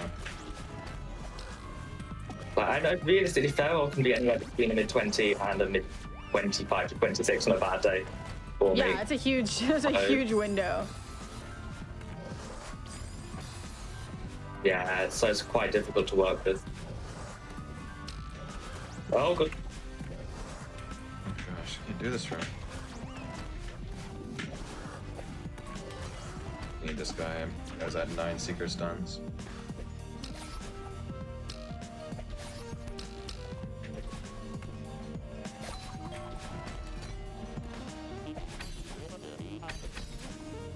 Oh gosh, I still need to play Farewell too. Yep. It's true.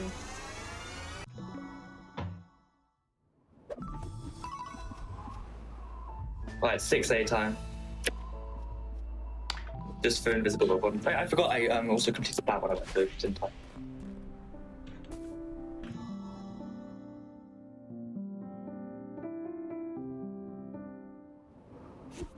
GG any percent, Jax. Well done. Thanks. If you don't skip before unlocking Summit, you have to go through Epilogue. It's a little awkward. It's kind of silly. Oh god. I probably have this. I think so. I'd imagine you do.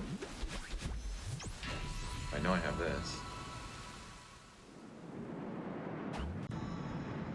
I'm so glad that I finally got around to learning lake skip. It's so good.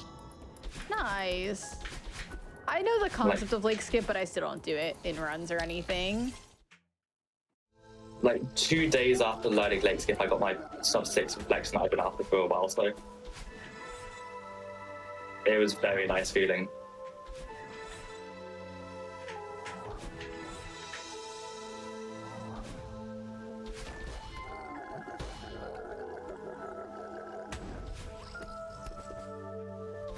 I feel like invisible rock bottom in 6A isn't too bad because it's such a muscle memory heavy checkpoint. I agree. Just because you're always going between the bad line hits. I think the annoying part of invisible rock bottom is just getting all the way there. Yeah, it's a time-consuming objective to get to. Yeah. Oh, not quite the loop I was after, but I guess.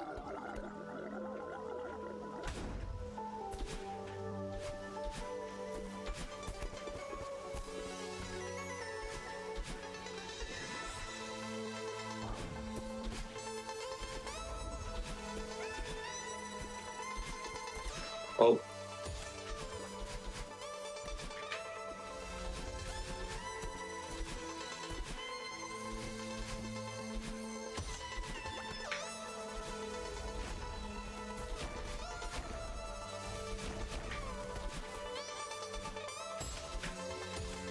Binos and Farewell, let's go. Might as well. Yeah. Farewell's a really great place for binos, honestly. Like, can be super helpful if you're in need of a bunch of them. Just because of the 2 in singular, it's like really good for 2 binos in like chapters. Yeah. It's easy to pop in, pop out. There's like 6 in Tower Force or something. It is really good for large binos, especially when you have to do late Farewell as well. I don't know if it's on the. I don't know if it's still. I think it's still on the current objective. There's an objective that's 20 binos in Farewell. That's a funny objective. Isn't it like tier 15 or something? So it's like mid tier. I don't remember. It should be higher, but tiers don't really matter. Tiers in the generator are really just for grouping. Yeah. Yeah. The only thing that matters is you will always get one objective from the tier. Yeah, the people who work on the generators like try and balance it as much as possible so that, you know, it allows for unique routing. You know, the objectives are balanced between each other as much as possible and stuff like that. And it's all, you know, just a big community project. The Bingo UI made by members of the community, the generator, and it's just amazing seeing how the Bingo scene has grown. And we have so many different levels of players. You know, like we had a beginners tournament, and then we also have expert tournaments, and it just is such an amazing way for you to get more comfortable at Celeste.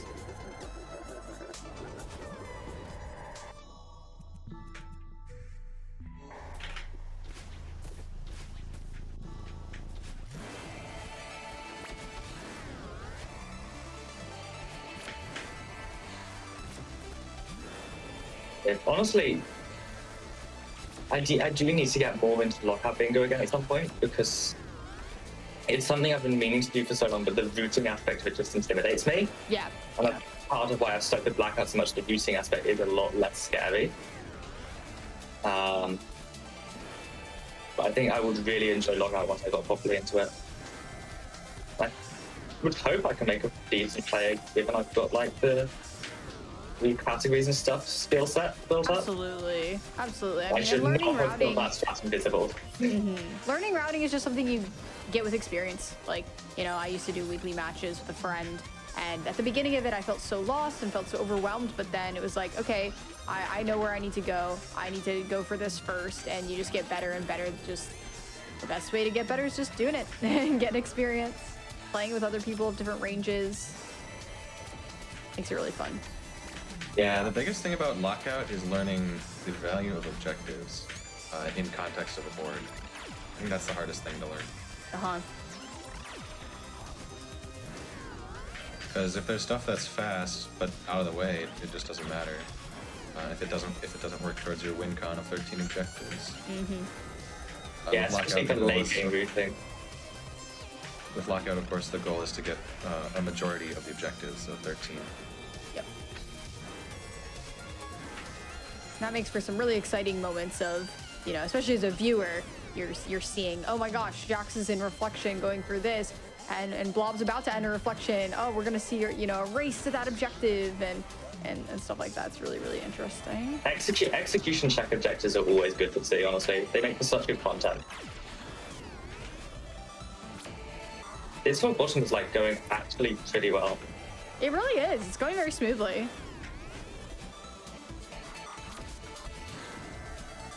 I'm like pretty confident in my bottom strats, to be fair. I really enjoy running Reflection as a chapter, which is definitely part of it. That's like the hardest part of the entire checkpoint, honestly, that pool. Yeah. Because your spotlight is not very useful in this checkpoint.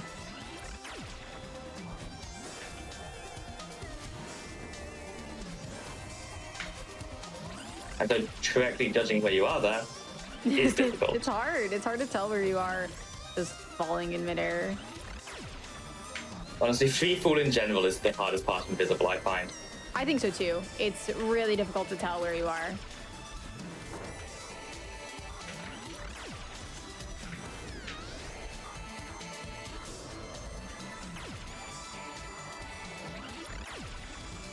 They're almost there. Almost at the end. Oh god, I'm not making that. The nice thing is we got Pico for 2 objectives here at least. I will need to go back to 5B for 1 key and 5. Mm-hmm.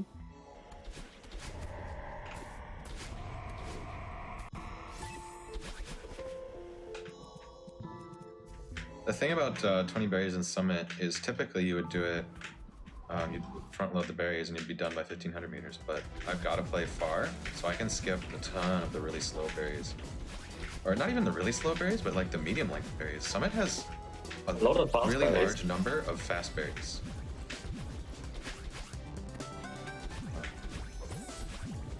There's just so many in Summit that it's like, okay, I'm gonna get the ones that are just on the way. Because I gotta go far. I'm basically 100% in Pico.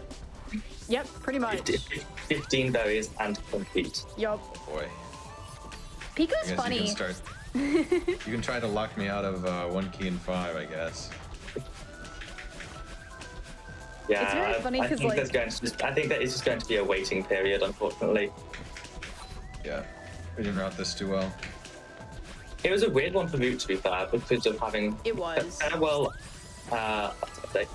Farewell and 10 chapters on the same board is always difficult to Moot. Yes, definitely. The funny thing about Pico is like, yeah, so you can play, you know, you play Pico casually. Bingo players are typically very good at Pico, just because it comes up a lot, and you want to be confident at it because Pico can be one of those objectives that your execution makes a huge difference because you can't really, most of the time, unless you have multiple Pico objectives like we have here, you can't synergize with it. You need to be able to like get in, get out of Pico. Yeah, minimize the time that you're not working towards other stuff. Yep, exactly. And you can't come in and then get some berries and leave. You got to do it all in one go. So it's pretty complex. Yeah, I've like never really put much time into learning specific fast strats and stuff, but I've put time into getting consistent. Yes, same. With most Pico stuff, and with that I was able to get like a sub 3 Pico clear, which is decent enough for Bingo at this point. Yes, definitely. I don't think I'm getting that this time around. Even without the berries, the execution I've had here has not been good enough for something like that.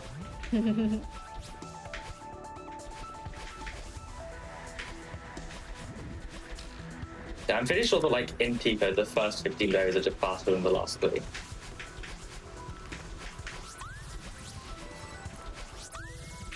So it's fairly, at least I don't have to worry about like thinking which berries am I getting. True.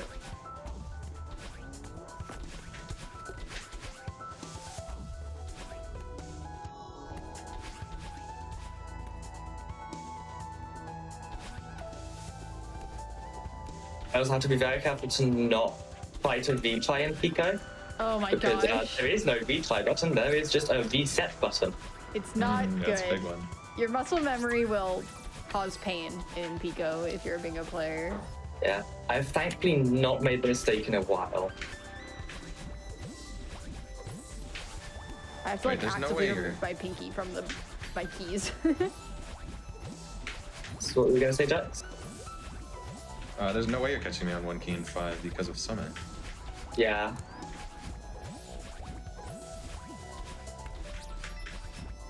I will be playing 4B instead of finishing Summit because it's faster. Nice. And it's a C4B.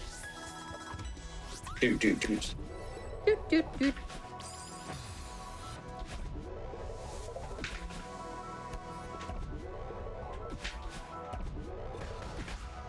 We can always start the music debate once we get into 4B, a classic. Oh god.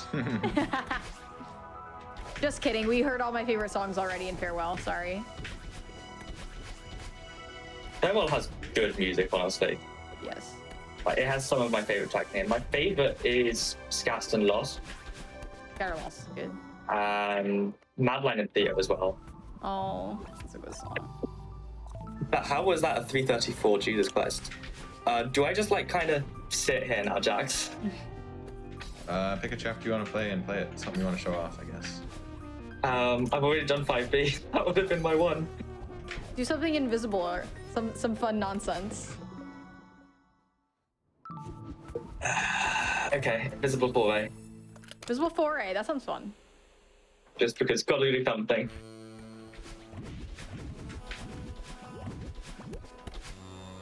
Invisible Foray is like one of the hardest invisible chapters, honestly. Just because, what's that? Yeah, you don't have the halo around Madeline because the background's so bright. It's really hard to see. And yeah, you're falling a lot. You're in the air a lot because of clouds. It's definitely a funny one. Nice ultra there. All right, we got a 4A invisible versus a 4B race. Both entered at the exact same time, actually. I'm pretty sure that I will lose this race.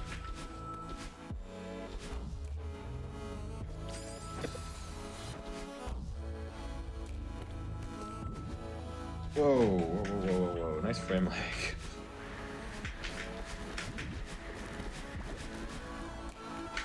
We'll see how far I can get before Dax finishes 4B. This is fun to watch.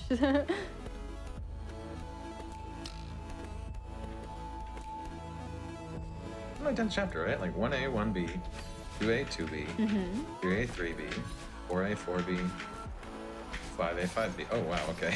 Yeah, you just did 1 through 5A and B. Pretty awesome. I got funny ceiling pop, I'm back. I got the ceiling pop from the upright dash in first block of the Dax. Iconic. That upright can have some really funny consequences when it fails. So like, I'm not even mad when it does normally.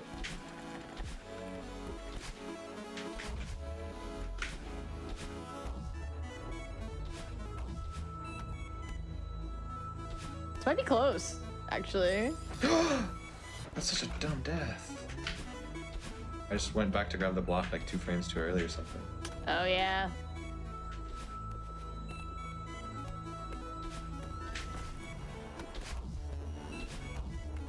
Yeah, Invisible's really cool to just see how muscle memory carries speedrunning in many ways. You just kind of get to a room and you know how it works. Nice invisible block ultra. Hello. This room is fun.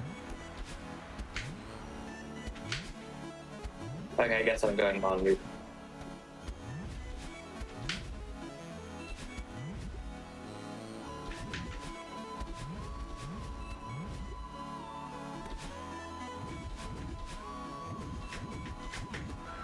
Alright, Blob is into the face. Jax is at coin skip room. It's gonna be a nail biter, chat, I believe.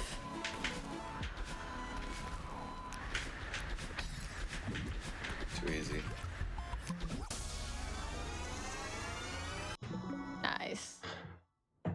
Really nice entry into the heart there. I'm gonna GG. finish this off because I'm like 3 rooms away. Yeah, Bob's Wow, almost done. That's still sub-hour. Wow. Yep, really great job on both of those man, boards. That board felt terrible. Those boards were That very was, divergent too. That board was horrible to root on a team. Like that, we definitely could have done it better.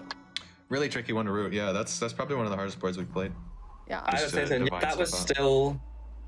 I'm curious what that was in terms of timing. 56, I want to say. We got a 5-5-5-5. Oh, nice. That's really pleasing. Very nice, very satisfying file time on that. Still somewhat upset, but less so than the last one at least. I don't. I think we got to show off a bunch of stuff though. Yes, Yeah. absolutely. We got to see almost every kind of objective between the 3 boards that we did today. I got shoved the entirety of Farewell twice. So true. Good chapter. Like, yeah, we did get. Jack's got to do a large variety of objectives, and I did get to do decent variety outside of Farewell. But the Invisible Rock Bottom is a really fun one, I find, because of the fact that it's one where it can feel the most like normal, but I know that it just looks cool when you see invisible gameplay. Yes, Yeah. definitely. So, yeah, I mean, honestly, I'm really happy with those 2 boards, even if we did do not necessarily the best on the second one. Yeah, awesome all right. job. All right, both of you, where can people in the chat find you? What are you doing? Any shout outs that you have? Go for it. I speedrun Celeste. That's about it. At the moment, I've been very much in any percent grinding mode, but I've also been doing lots of practice of Longo with Jax leading up to this. But Yeah. often I'll switch between categories all the time. I think I might have the most runs on the leaderboard out of everyone at this point. But yeah, I just speedrun whatever category I feel like at any given point. You can find me at twitch.tv/lmjax, like Frozen put in the chat. Lately, I've been playing some Zelda games. I'm about to finish Breath of the Wild, and I've been playing Hyrule Warriors. But I also tasked Celeste, so I may be doing some of that content. I'll probably have a showcase coming up soon. But then I am probably interested in getting back into either Lockout Bingo or maybe categories like All Hearts or All Red Berries. So I'll probably be doing some Celeste speedrunning in a few weeks here. Yeah. Wonderful. Well, thank you both so much.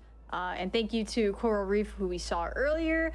I had a great time hanging out with you all. Obviously, I love Celeste. Celeste is my main speed game too, and so it was wonderful to get to have you all on my show and show how, we in the Celeste community work together a lot, and this is the direct communication and cooperation between runners was super fun. So if everyone can stick around for the raid, we're gonna be, sending y'all off to Questing for Glory is concluding its marathon right now, and they're pushing to a big milestone. We want to see a Chrono Trigger run, so stick around for the raid. That'll be super awesome. And a few final announcements before we head to a break, and then we'll do the raid. So the Awesome Games Done Quick 2022 online schedule is out. You can check it out at the GDQ website, gamesdonequick.com/schedule. Just got put in the chat by the bot. You can check out our highlight channel, some of best segments, where you'll see highlights from shows like this one. All the fun stuff that we got to see today, some amazing saves, good routing, all that good stuff. You can head on over to the Some of Best Segments channel. And tomorrow on Hotfix, we have Awfully Silly, followed by That's Never Happened Before. So would love to see you starting at 7 p.m. Eastern. And today is the last day for Frost Fatale's game and volunteer submissions, an organization and group that's very near and dear to my heart. So if you're a woman in the speedrunning community, you can get information at gamesdonequick.com/framefatales or head over to the Frame Fatales Twitter. And you can also join our server there if you DM that account. But stick around for the raid. Thank you all so much for hanging out, and I'll see you in December for my next It's Dangerous to Go Alone show. Bye, everyone. Have a great rest of your day.